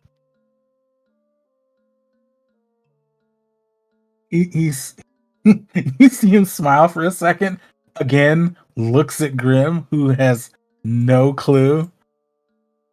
Yes, that happens a lot. The buried alive part? Sometimes Grim tends to get a little Oh, hyper dead. focused. I thought you had literal skeletons in your basement. Oh, gods no. I I mean, I'm pretty sure I saw a skeleton or two in one of the boxes. And this place did used to be a jail before the Pathfinders took it over. It wouldn't actually surprise me if there were a few ghosts down there. Oh, hell no. I'm staying in the second floor. Oh, I don't know if there's ghosts anywhere here. Don't worry, if there are ghosts, the first temple, the original temple of Pharasma is here in Sothis. I mean, I will say I've been here for almost 20 years and I've never seen a ghost. But what if you didn't know that you'd seen a ghost? What if that old man over there is a ghost? Oh, I'm pretty sure he's not.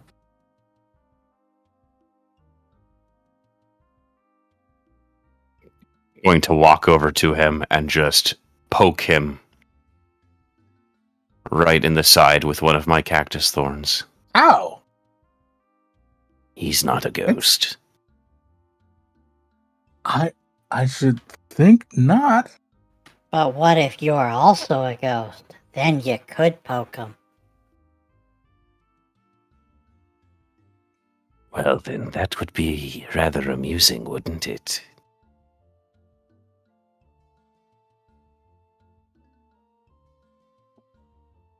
So, as the evening continues on, no, we're moving into evening.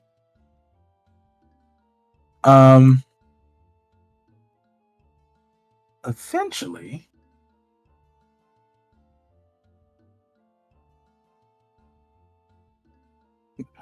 Grim goes away because Grim has work to do.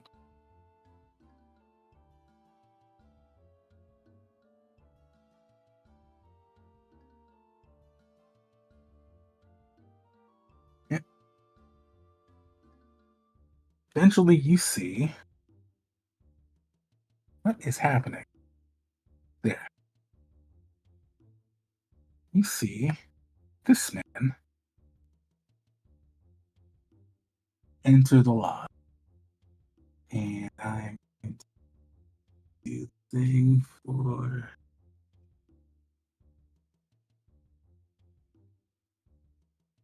I think I have something different I can share.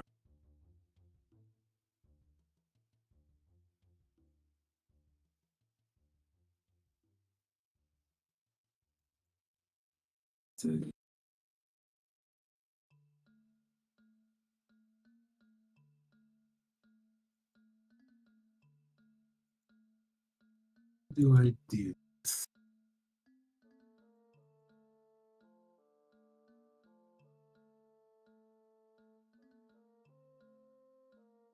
Well, there's the picture. Oh, yes, this does work. Good. All right. Trying something new here.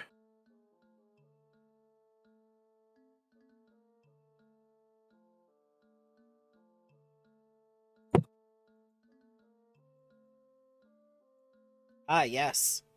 Definitely looks like he has the hair of someone who spends his time out in the desert studying all day. Perfectly permed. Split to one side. No calloused hands.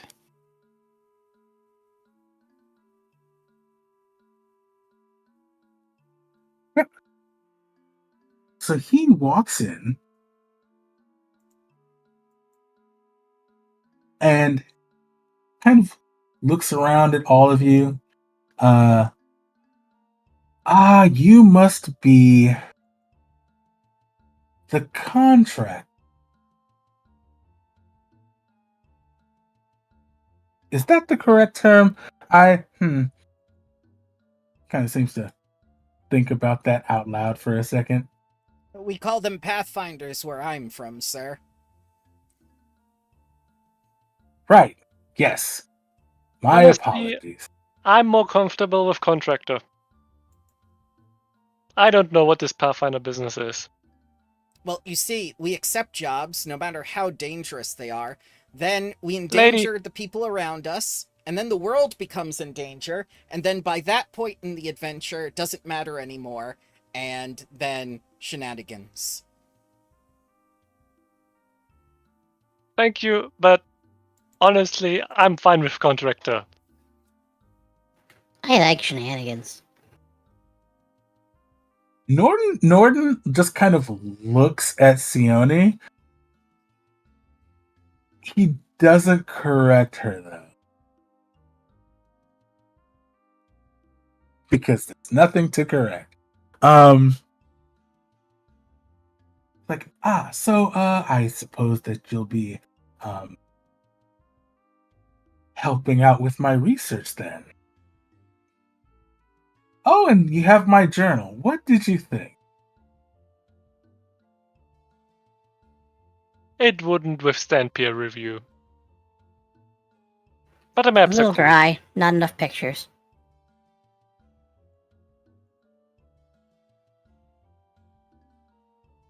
It's intriguing research, to say the least.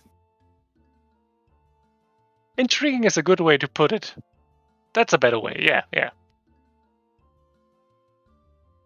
I'm interested in what you didn't say about your discoveries.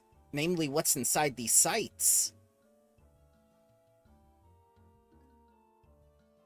Okay, so he kind of like Nassim, give me a DC 21 perception check. Oh yeah. No.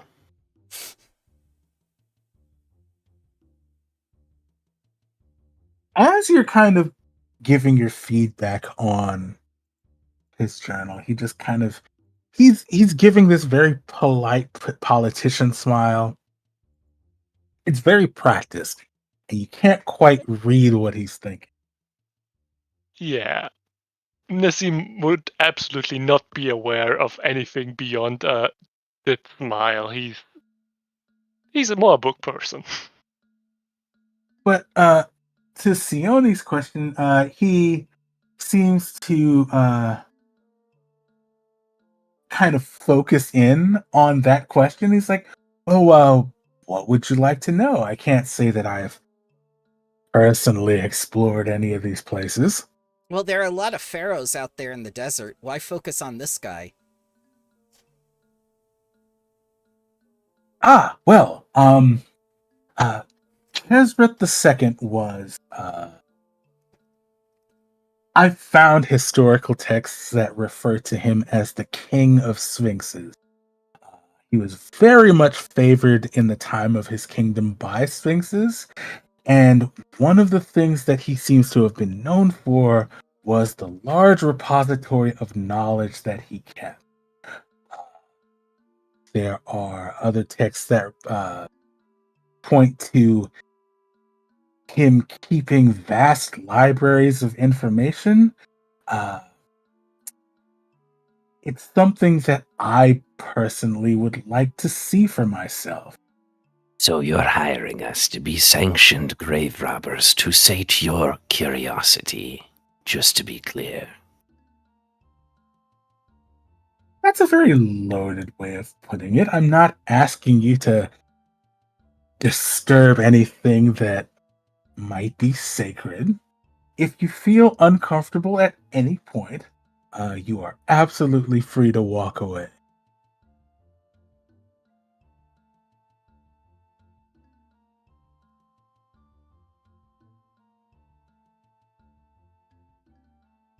I, however, believe that the knowledge of Kesret the Second and the things that he might have known in his time would be extremely beneficial to society at large, even if my academic peers don't seem to agree.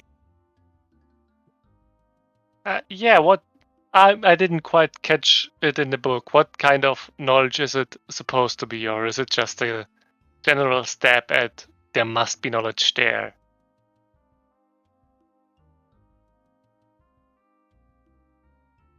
It's like engineering, or do you expect some lost magic, or I would expect that there are magical secrets that might have been lost to time. Um, Personally, I think there is a lot of insight about the time before the first pharaoh that could be useful.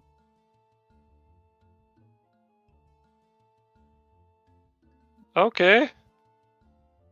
So it's yeah, okay. Like I said, to sate his own curiosity. Well, there's I'm not. certainly nothing wrong with being curious. No, but, you know, as they say, curiosity killed the cat, and if we're looking for sphinxes, we may be asking for trouble. You hear an objection, a meow that sounds like a strange objection coming from outside. See, even the kitty agrees with me.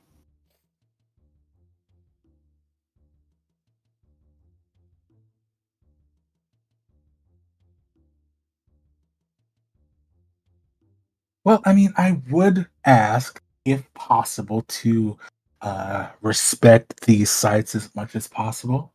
I believe that that copy of my journal only has the first two I found. I'm still compiling information on some of the other potentials that I found. Um, the Gate of Bones, for instance, I mean, it was just a battlefield for all intents and purposes. Um, I don't believe that there's any underlying structure or any burial sites or anything. of that particular. The Tomb of the Lost Scholar is another matter.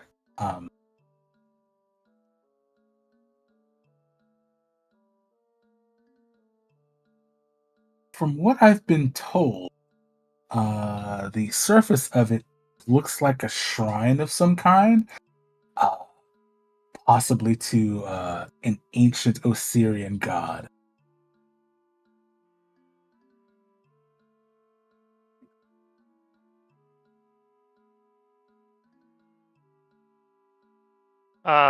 I've seen the name Thoth in there a lot. Is that the god in question, or Give me a religion check. it's DC. Wait. Sorry, go ahead. yeah, no, it's just in a book and written like a god. So I don't know. Maybe you know. Oh, you're asking. Okay. He's Yeah. like, then he will just tell you. He said, Thoth is, or was, a widely regarded god of knowledge in ancient Osirian. The old gods aren't, particularly favored. It's not as common as it once was. Not entirely unheard of. Jim is just facing directly at him, and he happens to have a sun disk of Ra, like, sitting on him, just like if he had a head staring at him intently. Yep. Rafik absolutely takes notice of you, and he kind of double takes for a second, like he's not quite sure how to process everything that he's looking at when he looks at Jim. It's best not to ask too many questions. Oh, no, I wasn't going to say anything. The whole time he has still had this very practiced smile.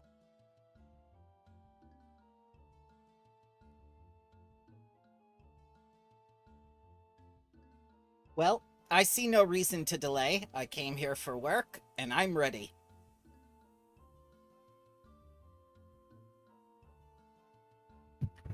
If we're getting money up front, should we go buy stuff to be ready?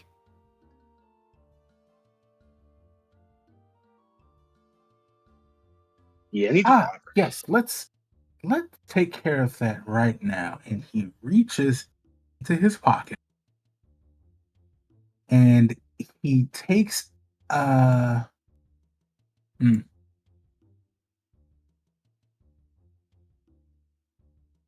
he would have this on him. Yep, he's going to give each of you the 100 gold that was discussed. 100 gold per head. Or 20 gold each. Oh, it was 20 gold each. Yes. Okay. Oh, Got it.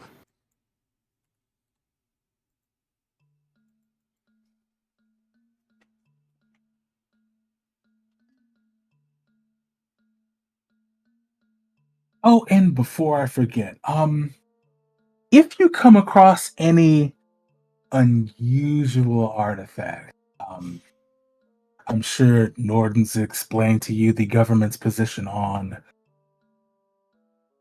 anything historically significant. We do have free reign to research those, as long as we don't, put them up for sale or anything like that.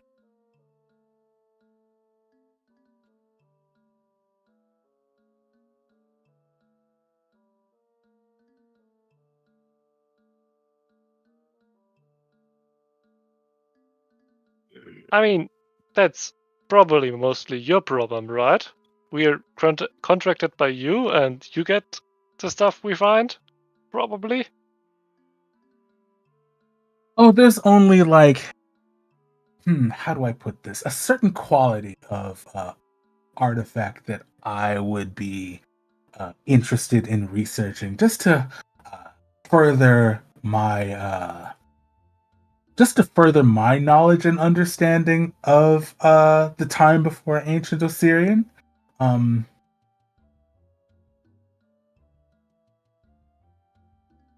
suppose anything else would be yours to keep. I trust your discretion.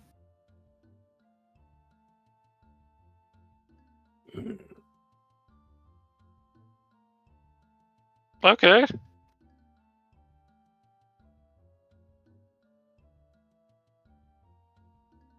And of course, if any of you would offer to help me on the practical side of my research, I would not be opposed.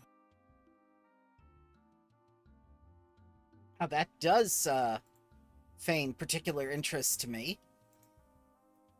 I want to see and learn some ancient Assyrian.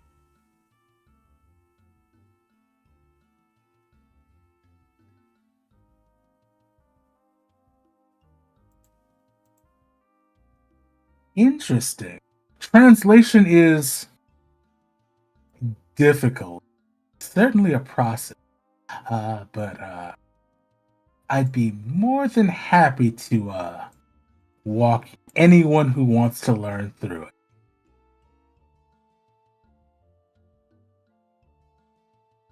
it. Words are not my thing. I will guide and hit whatever is necessary.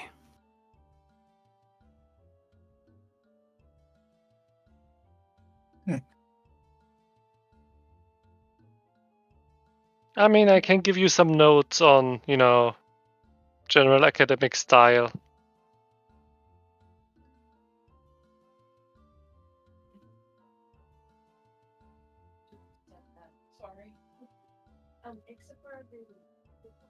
Nice. So, does anybody else have any other questions or concerns for this man? Nope. Where do we meet him when we're ready? Oh, you can meet me right here. I do have a residence here in the city, but I'm here pretty often.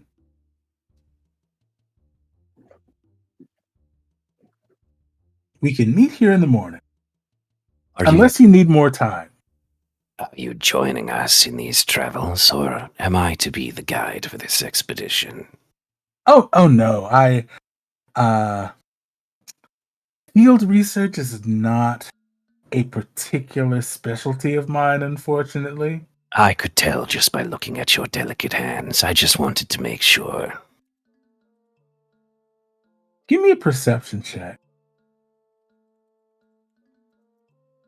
DC 17.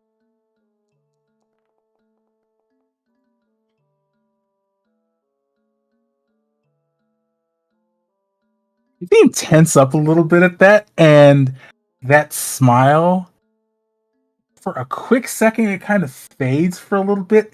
It absolutely seems like he finds that kind of offensive, no matter how visually accurate that seems. It's like, yes, well, not all of us can be, the rough and tumble adventuring type.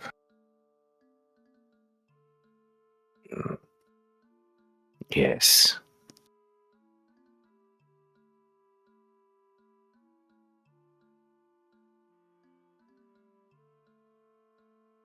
Jake has negative in intelligence and is not good with charisma.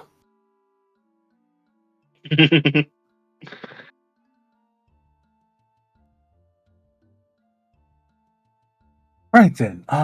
If you have nothing else for me, I will leave you all to your own devices. Did you need more than a night? If you need time to prepare, I'm certainly willing to give that to you. No, I'm ready now. I'm ready to get out there and start swimming through the sand and find one of these ruins. I Oh, think no! she spent too much time out in the sun. Oh no, She he's gonna thinks she can swim in sand. He's gonna make us roll for initiative. What just happened? What did I do? You pause the game. Oh, nope. My bad. I hit the space bar by mistake.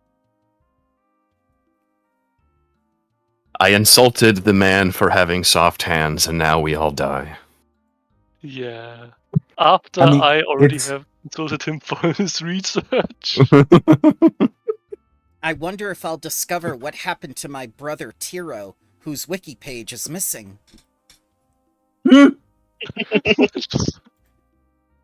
He's so missing that even his wiki page is gone.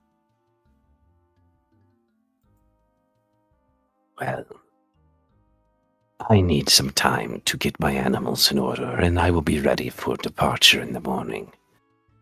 Prepare yourselves with a wide-brim sun hat if you burn easily, As he looks at the two humans.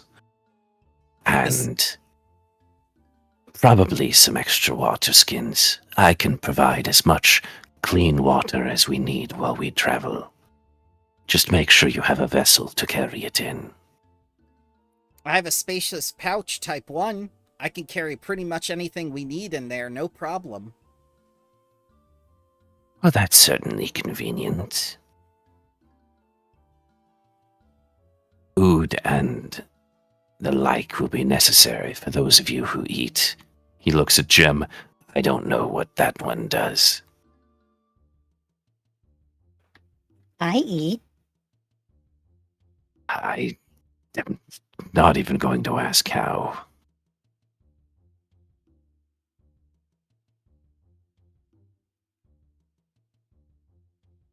But if you would give me some time, I will be back tomorrow morning. I have some affairs to set in order. Thank you for this offer. It's been a pleasure to meet you all.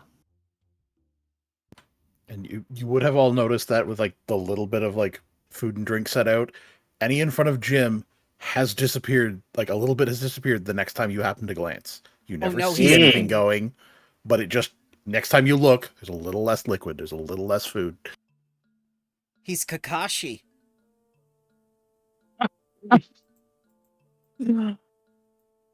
I imagine there's a moment where where Rafik is looking, and he blinks, and it's happening, and it's like, that is fascinating. Oh yeah, Right. it happens in the time you're not looking at him, whatever, however little time that is. Right. I will bid you all good evening then, and Rafik is going to leave.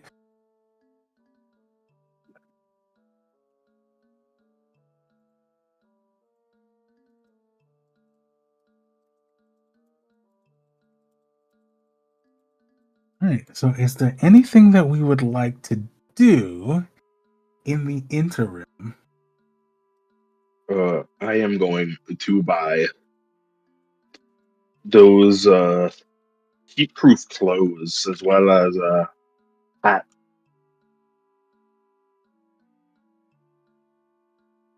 There are those traveler's cloaks that are very useful. Ah, yes. I have one.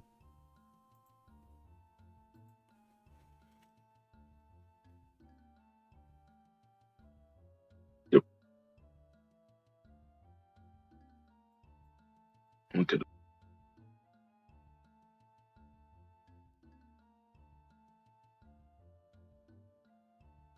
I can carry 19 more bulk inside of the spacious pouch. That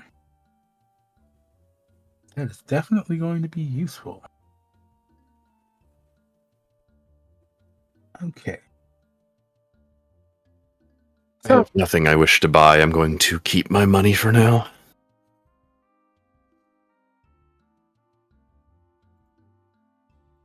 Potions. Oh yes, I guess I'll buy an antidote and anti-plague. You can never go wrong with one of those. I mean, I have heaps of those. Oh, well then never mind. I mean, I'll collect some herbs on the way, but I'm mostly good with those.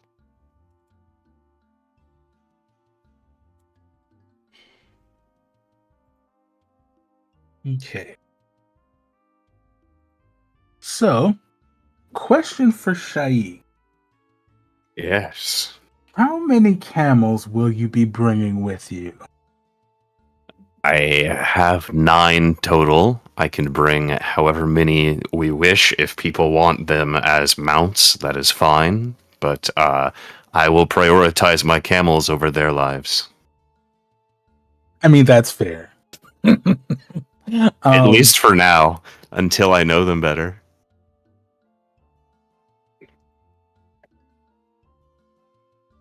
If they wish to have camels travel with us for pack animal and or riding, that is fine. But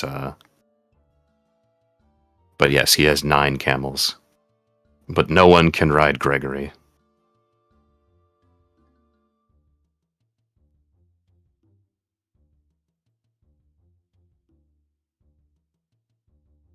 reminded to myself to get a token for Greg.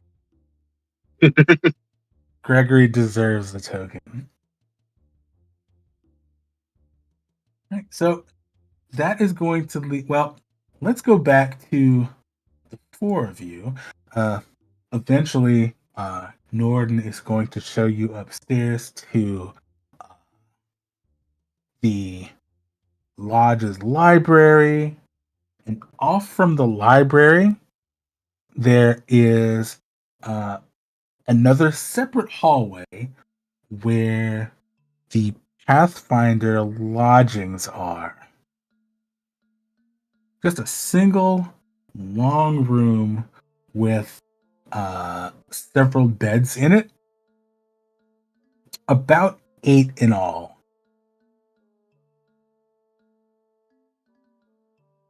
It's They very just- much a barrack situation. They all just sleep in the same room, co-ed. Well, this was a converted jail. I mean, there are separate rooms, and currently they are unoccupied. If this is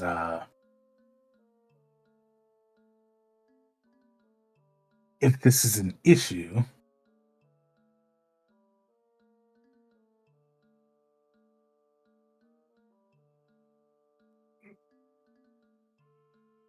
Shaik visits a tattoo parlor on the way out of town instead,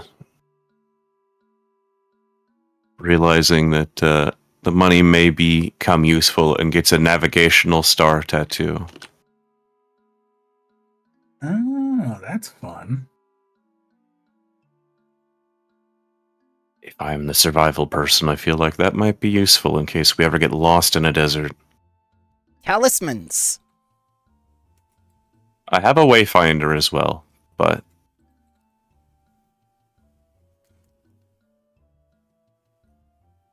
The tattoo artist welcomes the challenge of tattooing Aleshi.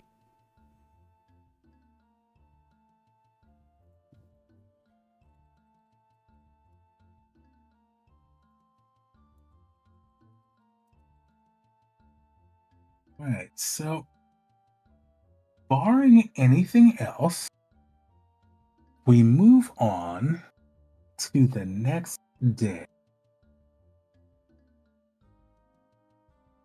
Everybody is up bright and early, or not, depending on who we're talking about.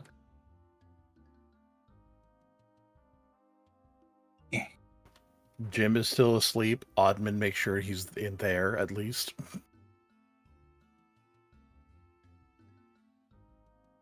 You're just gonna wake up and be in the common room again.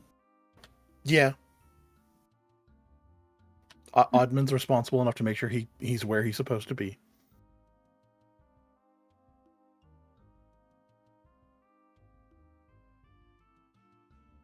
I am back, ready for any travels we may have today.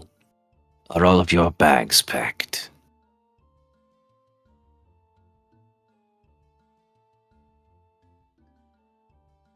I'm ready. And Rafik is here to see you off just in case you guys needed any last minute questions answered or anything like that. He seems to have brought some of his materials with him. kind of like set up a small workspace on one of the tables. It seems that he is actually going to be productive in your absence.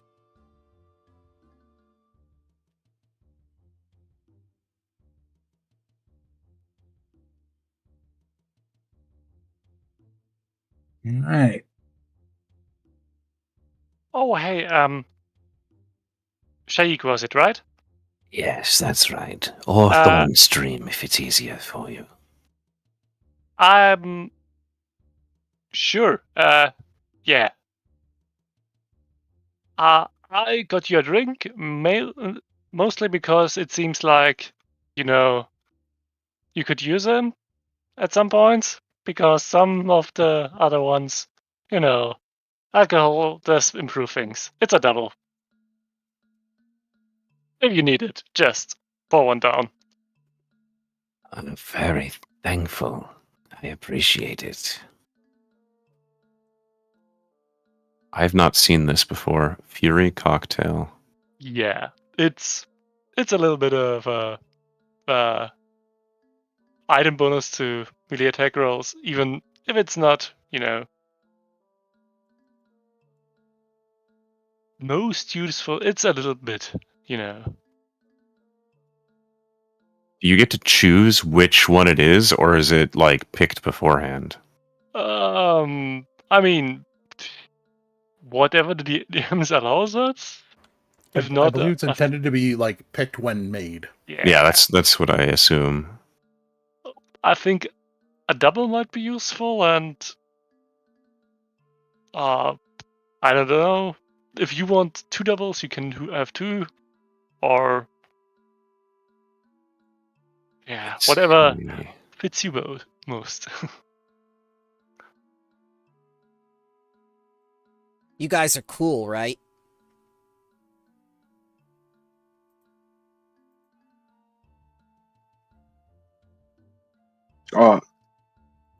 Yeah. I'm made of plant. I don't really care what you do with them, as long as it doesn't come from me.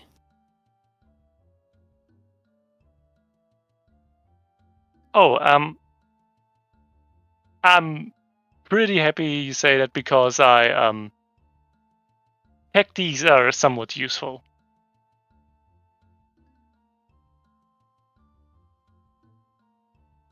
Very interesting. You seem like a resourceful fellow. Oh, you gotta be. Well, I have seen how those explosives work in close range. May be wise in the future for us to invest in those fancy wizard cloaks. The ones that make it so your friends don't get injured as well. It's fine. I barely injure people. Well, we best be off while the sun is not too high in the sky. If you all have any further business, Rafik, are we free to head to which location first? The Gate of Bones, or... Well, I recommend the Temple of the Lost Scholar. That's probably the closer one of the two. Sounds like a plan. Temple of the Lost Scholar it is, then. We should be back in about 5 to 6 days. Excellent. In that case, safe travels and warm sands to all of you. Yes. Now, do any of you need camels to travel, or are you comfortable by foot? I intend to bring 2 with us for carrying supplies. Depends. How good a swimmer are they in the sand? They are very good swimmers in the sand. Oh, then yes. He looks at you, kind of not knowing if you're dumb or just completely new Speak to poetically. the desert. Nassim points at the Fury cocktail again and nods. Hmm. Well, if you stay close to me, you'll keep cool. The further you wander away, the hotter you'll get. And you will notice that as you are all standing around Shaik, his kinetic aura seems to be keeping you slightly misted, as if you were walking under one of those restaurant misters. Oh, like those little sprayers in the vegetable aisle. Exactly. Not as aggressive, but it just keeps you moisturized and not blistering in the sun. Well, we best be off then. We've got about 20 miles of ground to make up today. It should be there in half a day tomorrow as well.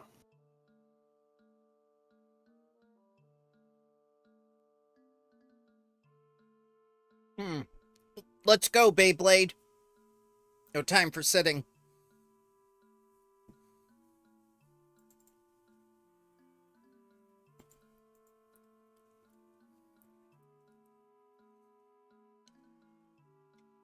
Off to adventure.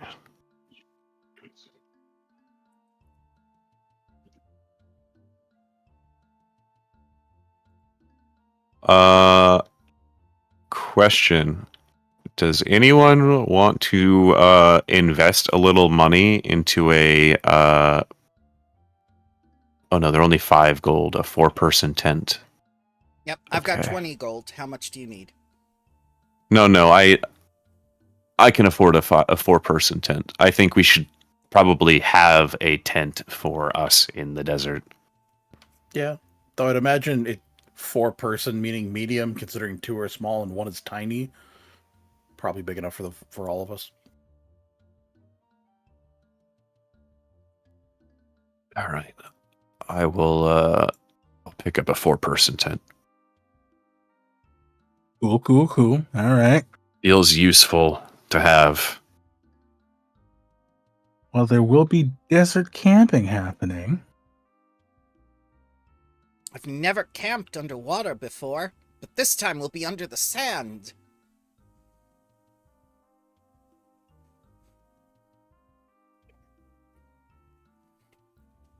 I feel like Rafik is just watching these conversations with this, like, bless your heart expression. Sione, did you get your hat yet? Yes. You're going to need it. Hat. Wide-brimmed mage hat. Wonderful. We And have this two camels with us as we're walking out of town then. my hat provides air conditioning.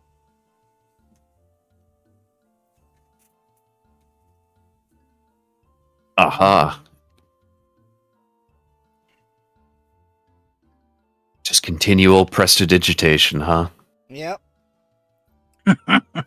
Were you instead sold it by someone from Alkenstar, and it is in fact just a big fan mounted on your head? Ah, yes. Perfect. As you guys are leaving, Cat's not here. I will fill its bowl with fresh produced water from the plane of water. And put it in the bowl before we leave. I'm calling it now. The cat is the BBEG.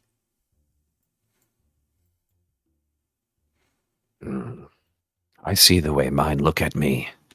Wouldn't surprise me at all. Always plotting your demise. I keep 2 on my farm. Help keep the rodents away. No offense, Nassim. I mean, I'm not sure if the no offense part makes it better or worse, but thank you anyway. It's not the Soki that I'm worried about. More the Yeah. smaller ones that get into the camel feed and cause it to mold and, all the lot. I mean, if it molds with rats inside, you should change it out anyway, because Well, unfortunately, when I walk around things, they get moist, and then if they're open, they get moldy. So if the rat gets in, by nature, that's what happens. I mean, I'm not sure it's the fault of the rats, but you do you.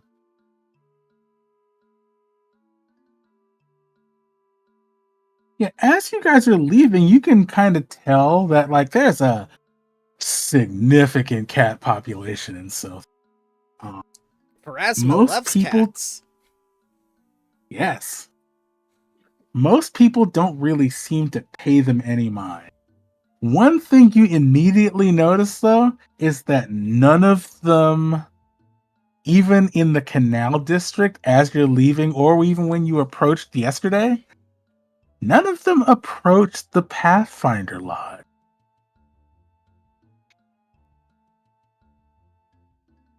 Mm. Interesting. Only one cat we've seen near the lodge. Just the one. Black one with white socks. Yes. There was no collar on him or anything.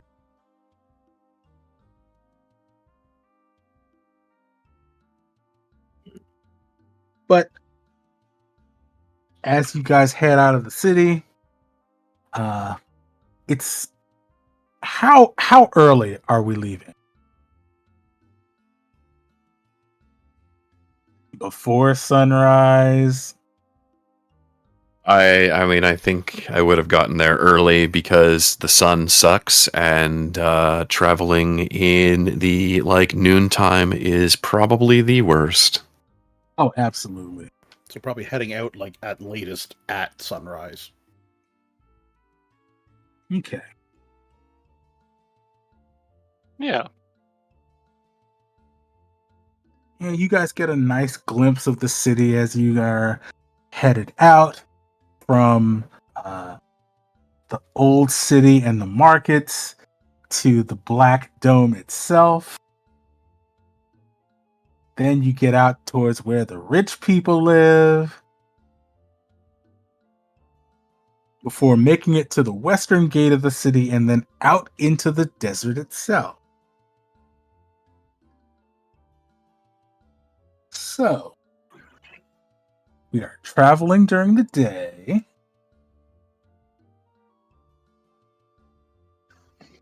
I need Shaik. If you could give me a DC 18 survival check. You got it.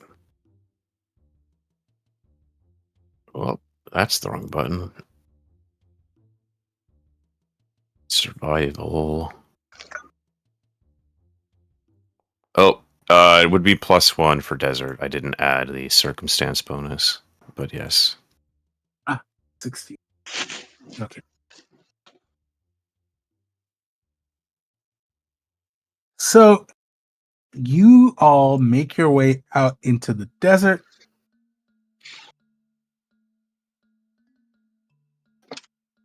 Rafik has given you a copy of the map that was in his journal, and you're following it to the best of your ability.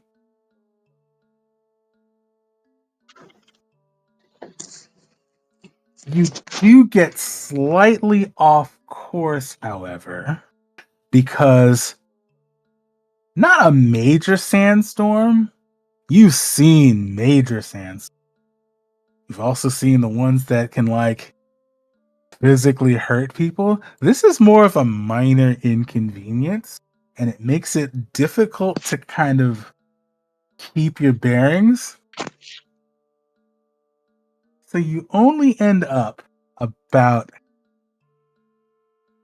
half the distance that you normally would have been able to travel. So you get off course enough that you only make it 10 miles instead of your 20. But only you know that. We're making great pace. We should rest here for the day.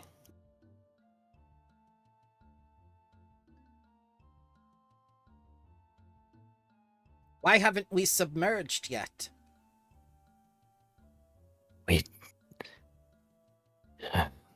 We do not submerge in the sand unless the sand storm comes and consumes us. If that is the case, then we will put out a tent, bury ourselves for a time, wait for the storm to pass, and then dig ourselves out. Let's hope that it does not come to that.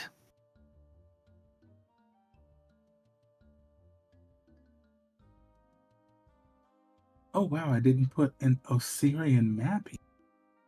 Well, add that to my notes. Okay. Things Iron forgot. All right.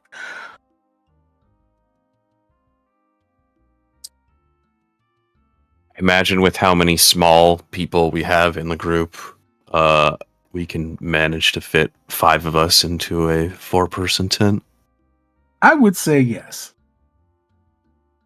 2 of us are small and 1 is tiny. Jim and Nassim don't really take up a lot of space.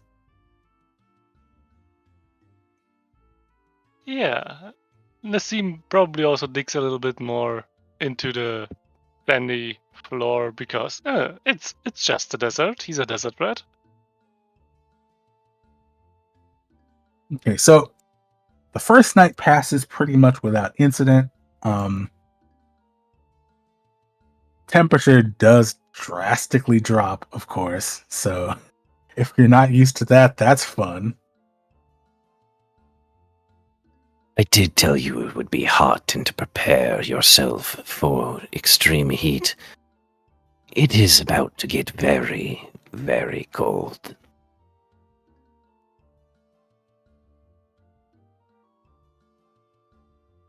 And as long as no one objects, I will continue guiding us further in the direction we need to go. All right. So give me one more DC 17 survival. I think it might be better to travel at night. There are downsides to that as well, but There are. Yes. I So- mean, we wouldn't have to worry about Sione, falling in and having to swim through the sand if it's cold and harder. I can swim Yeah, like it's a frozen fish. over. Not like my brother Tiro, though. His web entry is missing.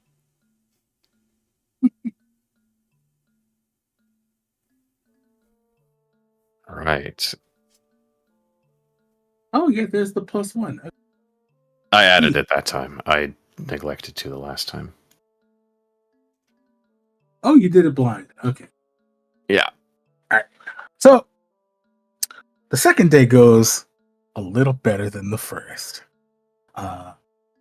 The weather still isn't super clear, but you don't get any indication that the sandstorm is gonna get like bad. It's just that the winds are high. Towards the end of that first day, you spot in the distance a 4-foot tall stack of relatively flat stones, and wedged in between the top and second stone is a bright orange piece of cloth just kind of flapping in the wind.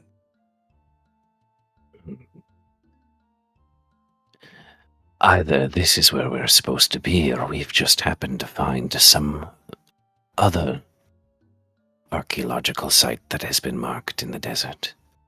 But this looks like we're in the approximate location. Yeah. What? Theone, you can drop your anchor here, I think. Oh, thank goodness. That way we don't float away and go off course. Obviously. Do we know if this scout that came here is still here, or did they go back after like flagging the location? As far as you know, he went back. Okay. Well, I'm not one for excavating. That's not my specialty. We should be in the right place, though.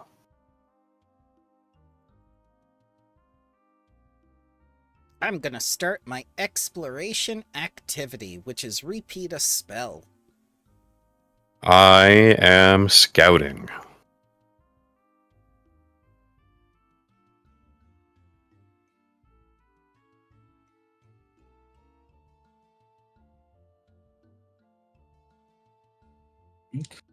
I am not prepared for that.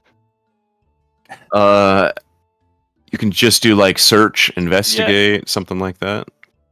Yeah, I will just do search.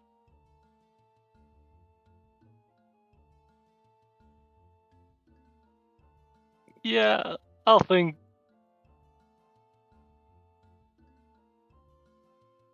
Yeah, I think Nassim would search too.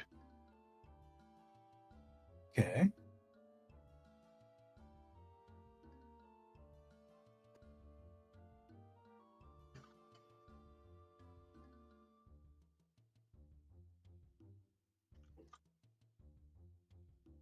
As will Jim. Oh.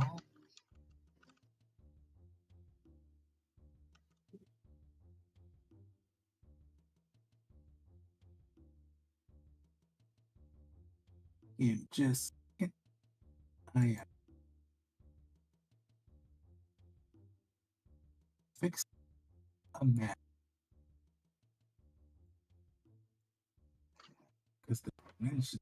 Oh, The one detail about Oddman that I find hilarious, because I saw this come up in the game I'm running with someone took a clockwork companion. Oddman has the highest stealth. The chair. It makes Mm. sense. In my game, it was a large size robot, though, which made it funnier. Now, Iron, for next time, if you want, there is a module called Grid Scaler. Works super well.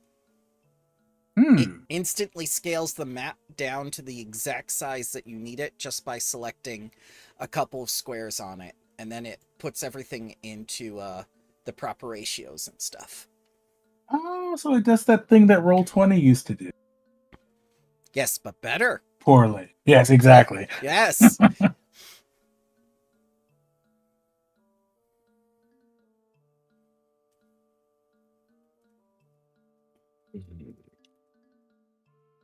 Will the camels be out okay without us?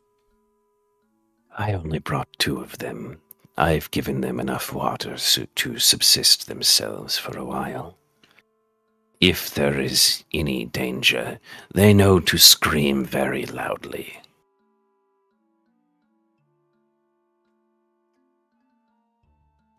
Also, I don't know if you've ever seen a camel fight, but best be wise to stay away from their mouths while they're angry.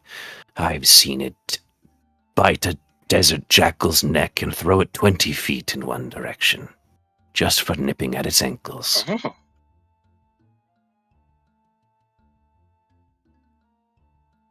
Gregory They just should be okay.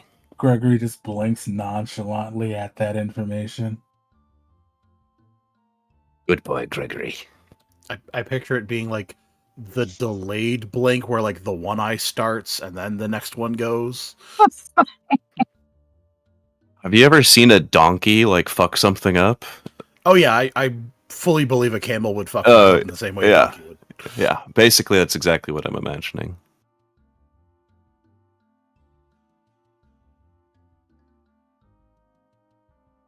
Donkeys I used to have were the most loving, sweet little creatures in the entire world, but if something got into their pin, they would kill it. Oh yeah, they lovely animals, but they get bothered and they're mean. It's a camp I went to as a kid. They had a donkey. One of the fun things they'd do is they'd put a kid in like knee-high galoshes, give him a riding helmet and a bucket of feed, and put them in with the donkey. The donkey would chase them until they eventually like knock the kid over. They're going for the food.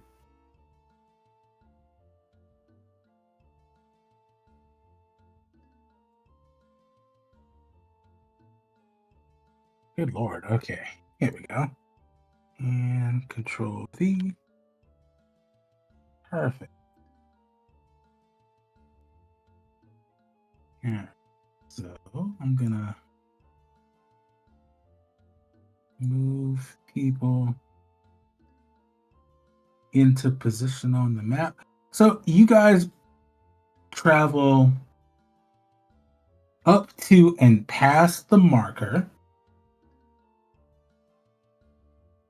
Maybe about a half mile in the distance, you can see a large structure of some kind. And I'm gonna move people over to the map.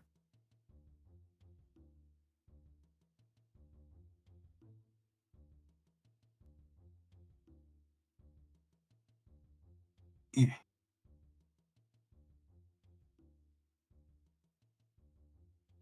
Yeah.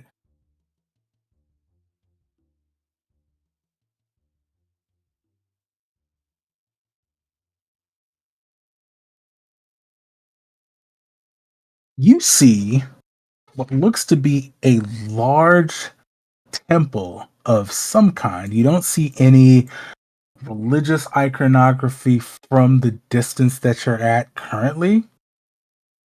It's still partially buried in sand in some places.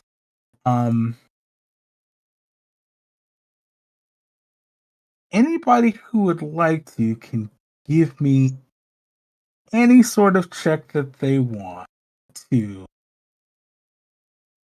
discern any other details you want from what you're seeing here. If you want to get closer, I mean, the game is unpaused. Religion is what I'm Yeah, I going was gonna say for. religion, just to figure out like if it has any significance to the type of building it is, even though there may not be any markings.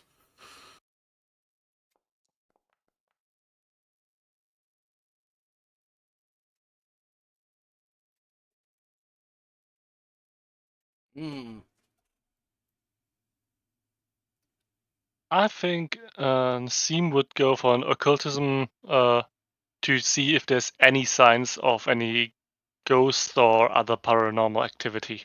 I'm gonna give you Okay. guidance on that. Okay, I already clicked roll. I'm sorry. That's okay. Sione gets guidance. Guidance is arcane down. So, I looked at the thing. Hang on. Maybe I did it wrong again. Guidance. Divine Occult Primal. Nope, I cheated. Oops. Shame. Oh. Shame. Did she Shame. get it from her Shame. bloodline? Just Shame. Yes. sometimes they'll do that. Yes. Yeah, I think that's what it was. Hang on. Oh, okay. Hang on. Nope. I mean, bloodlines are still Detect cheating. magic. No. Nope. I mean, that's the only reason that Eros has certain things that are arcane and he's not supposed to have them, but Aojin shenanigans. I mean that's the joy of sorcerer bloodlines, oracle Yeah. mysteries, etc. Is okay. What spells can I cheat in?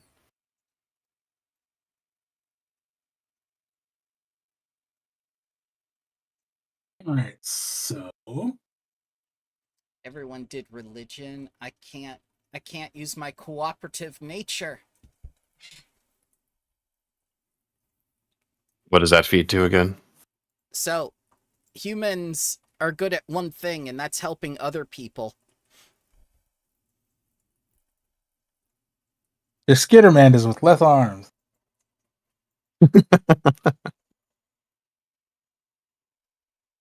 So with let's oh Oh, so yes! hmm?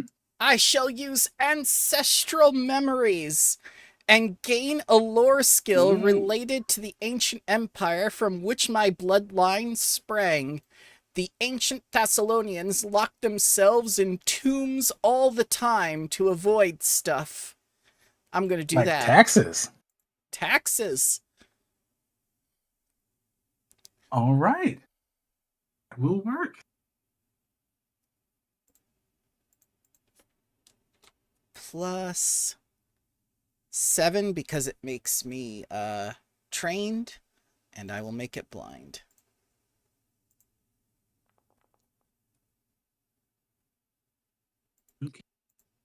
Nassim, you don't Yes. see any signs of ghosts. Thank No. fuck. You don't see any signs of anything really. It seems that this structure was not it was recently unearthed, it seems like, not because of any and from the other yeah, not from any like active excavation, though there are signs of that, but it seems like the sand has shifted enough over time so much that it started to completely uncover this thing. Okay, that's cool. With the religion check for the two people who did that, you can see as you get closer, some of the pillars have faded uh faded hieroglyphs and symbology on them, and I'm not sure what Cabelots. oh, let's see, can't find, wait, I know how to, there we go. Once again, we are totally not using Pathfinder Wiki.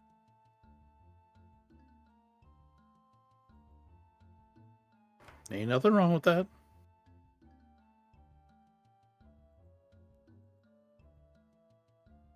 Yeah, so there's like hieroglyphs, and on each of the pillars you can see what looks like a small scroll with a lunar disc and crescent behind it, typical of a temple dedicated to Thoth. Now, what lore was it that you rolled? It's basically, I'm gonna say tomb lore, because the ancient Thessalonians entomb themselves all the time. Okay, so with yours, you get that this shrine is in fact a tomb of sorts. It's more like a tomb for someone who was dedicated to knowledge itself. If there is something that's entombed here, the structure suggests that it was something like an important scholar or librarian. Okay. I'll let the others know that this seems to be a resting place of a scholar or a librarian.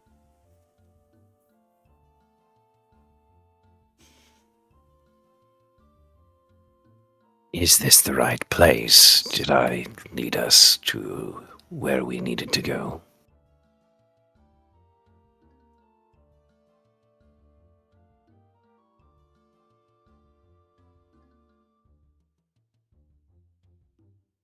I I honestly don't know, but it's not haunted at least. Well, why don't we head inside then?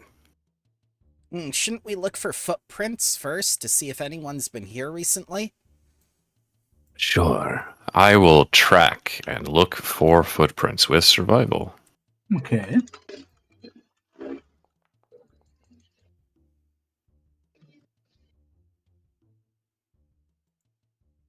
Okay. You don't see any footprints, but then you kind of think back to what the weather has been like for the last 2 days. Yeah, I And you're didn't think not- so. and You're you're not not going to sure see that- footprints in a desert, but hey, it's worth a check. They did dive inside. But you don't really see any signs that anybody else was here. I can't assure that there's no traps abound, but looks safe enough to enter for now. I'll approach first, just in case. Stay behind me. Gregory, you keep watch.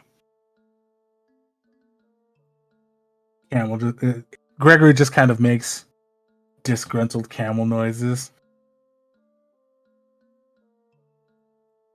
We have Fine. We have official Gregory artwork coming in. Here you go. And yes, he is in fact wearing that hat, and he does have those bells. All Yes. the bells and whistles. So, as you're approaching, you notice that this structure, it's huge. Not necessarily in the part that you can see, but what seems to be implied that you can't see. Further off to the northeast, you can see similar architecture buried almost completely in the sand, as well as a smaller ruined, what looks like might have been an entrance of some kind at one point, completely buried and just stuffed with rubble. The main stairway leading up to the temple itself, among the cracked limestone and all that, you can see that it is partially excavated, leading to an entryway inside that's clear. Jim will point out as we're walking up to like the hieroglyph that would represent Toth, and just tell everyone, I am told that means nerd.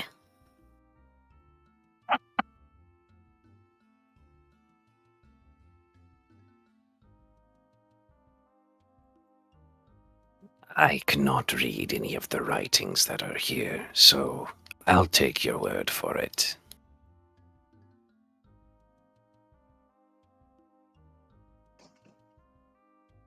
Well, no time like the present. I go in.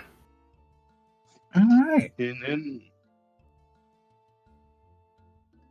So you make your way inside, and you can see that it's largely an empty room. You don't see anything. You see like murals on the walls of depictions of various kinds of sphinxes painted on the walls. Most of them are like faded and difficult to make out, but you can make out just enough to be able to tell that's what they were supposed to be. On the floors, you can just see like broken pottery, that sort of thing. Nothing of any real significance, but the most striking thing of the room is a big hole in the floor, about 20 feet wide, and it drops about 30 feet. You can see to the bottom, and you can see, well, depends on what your dark vision is looking like. Does anybody have dark vision? Low Nope. light. No light vision. Nope. But But I will cast light from my wayfinder and we'll be fine. Okay. I also have never light. crystal. See, we're all prepared. Yep. So you cast light. You see down 30 feet. You can see where there's an unlit torch at the bottom. It looks like someone dropped it down there from about probably where you're standing.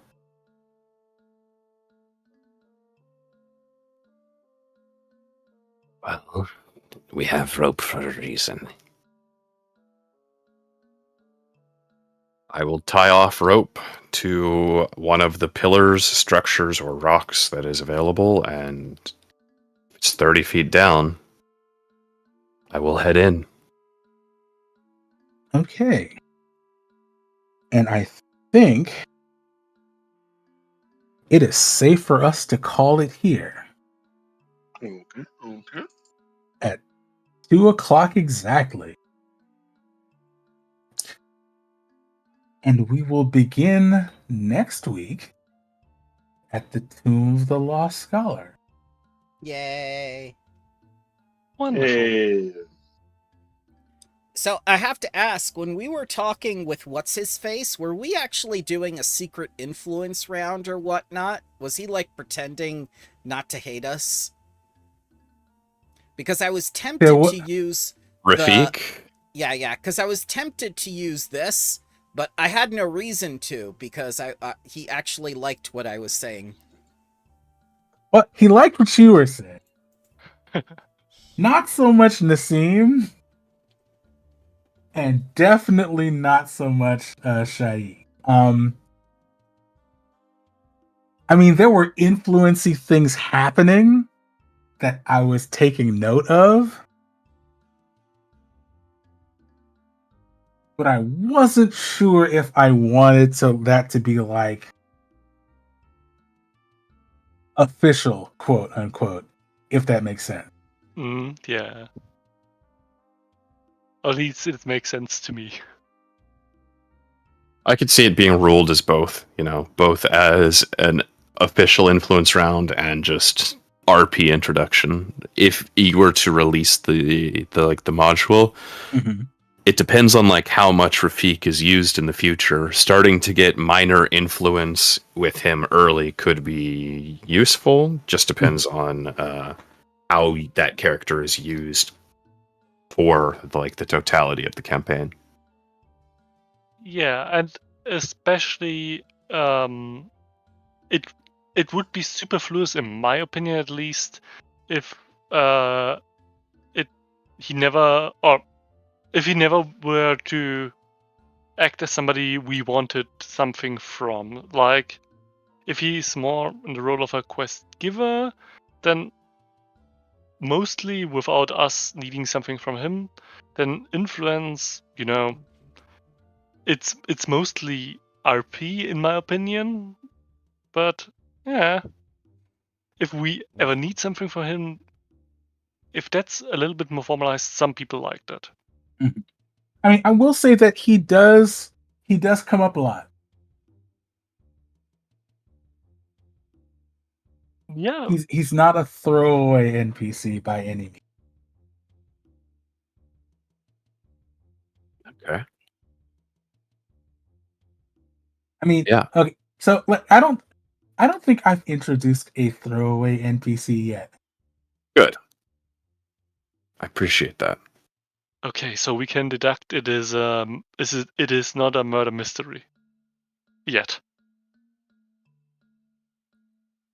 World may never know. As far as you're aware.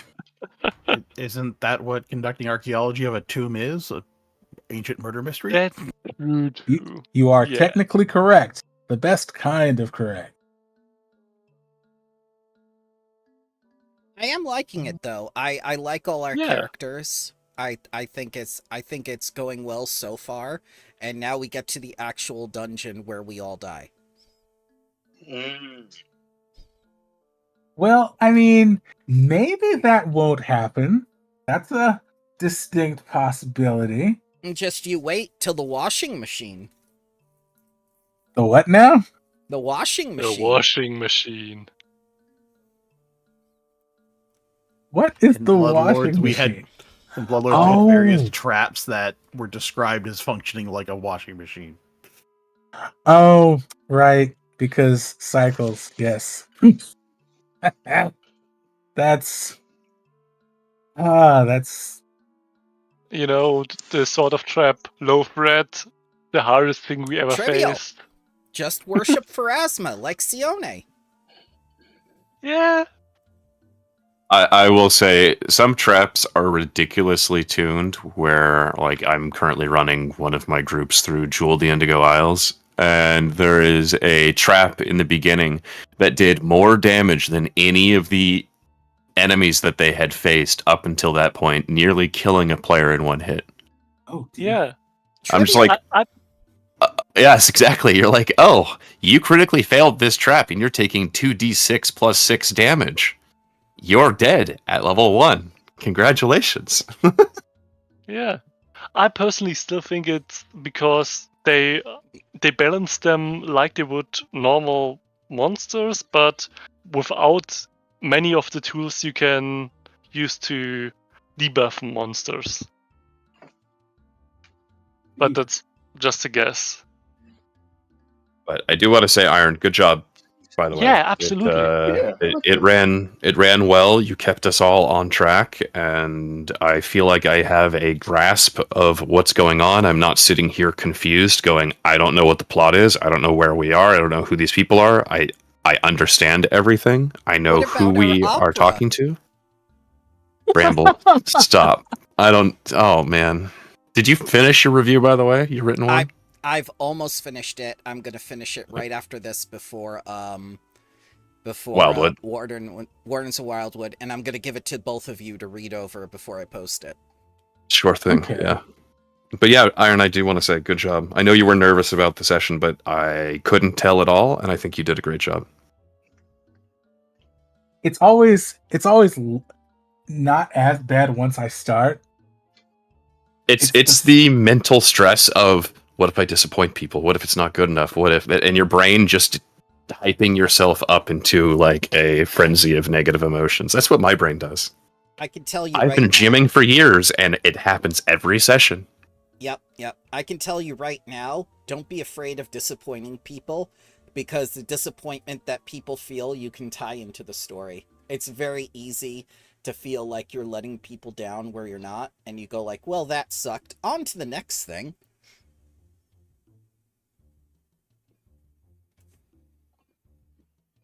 Yeah, and also the thing that the anticipation is more intense than the actual thing. It's pretty normal. It's like base level psychology. Well, I am glad that you all enjoyed yourselves. Yeah. I learned that Sione had a brother. I didn't even know that. I learned that Sione never seen a desert. No. Wait, do you mean to say the Pathfinder Iconics aren't all orphans in some way? I know Ezran is a clone of himself, cloned infinitely by the Pathfinder Society to always have available. They all are. I mean, Harsk had a brother. That's why he started adventuring. The kineticist is definitely an orphan. Pretty sure the paladin is too. She burned down her orphanage. I mean, I legit had no idea who Ezra was before today, so there's that. You didn't. Ezran's the one that it's the old man who's surprised every time he sees a monster. The iconic wizard. Yeah, they have like a specific character made up for each of the classes, which are the Iconics pre-gens for Pathfinder Society. So they're who the default party is going through each AP is. You look at the covers of the books, and those are the Iconics. Oh, okay. That So when you see the reminds me- splash art with like, Lynn and stuff, or what is her name? Lynn, the druid? Is that her name? In all of her Wardens of Wildwood? Let's see. Iconic. Like Bloodlords is the Magus, the Monk, the Investigator, and I forget the fourth Lenny. one. Lenny. On Okay. the topic of the monk, kicking cows. Yeah, no emotion whatsoever. I'm dead inside and need to pick up a quart of milk at the store, and I'm kicking this cow in the face. I feel nothing. I mean, I'm That art assuming is he great. I trained love by it. kicking sides of beef at the temple. So That to poor him, cow. it's like training. Okay. That is it for me. See you lads next week. Good session. Yep. Absolutely. Glad Thank you you. Thank you. enjoyed yourself. Have Thank a you, good one. everyone. Thank you, Looking Iron. forward to next time. You're welcome.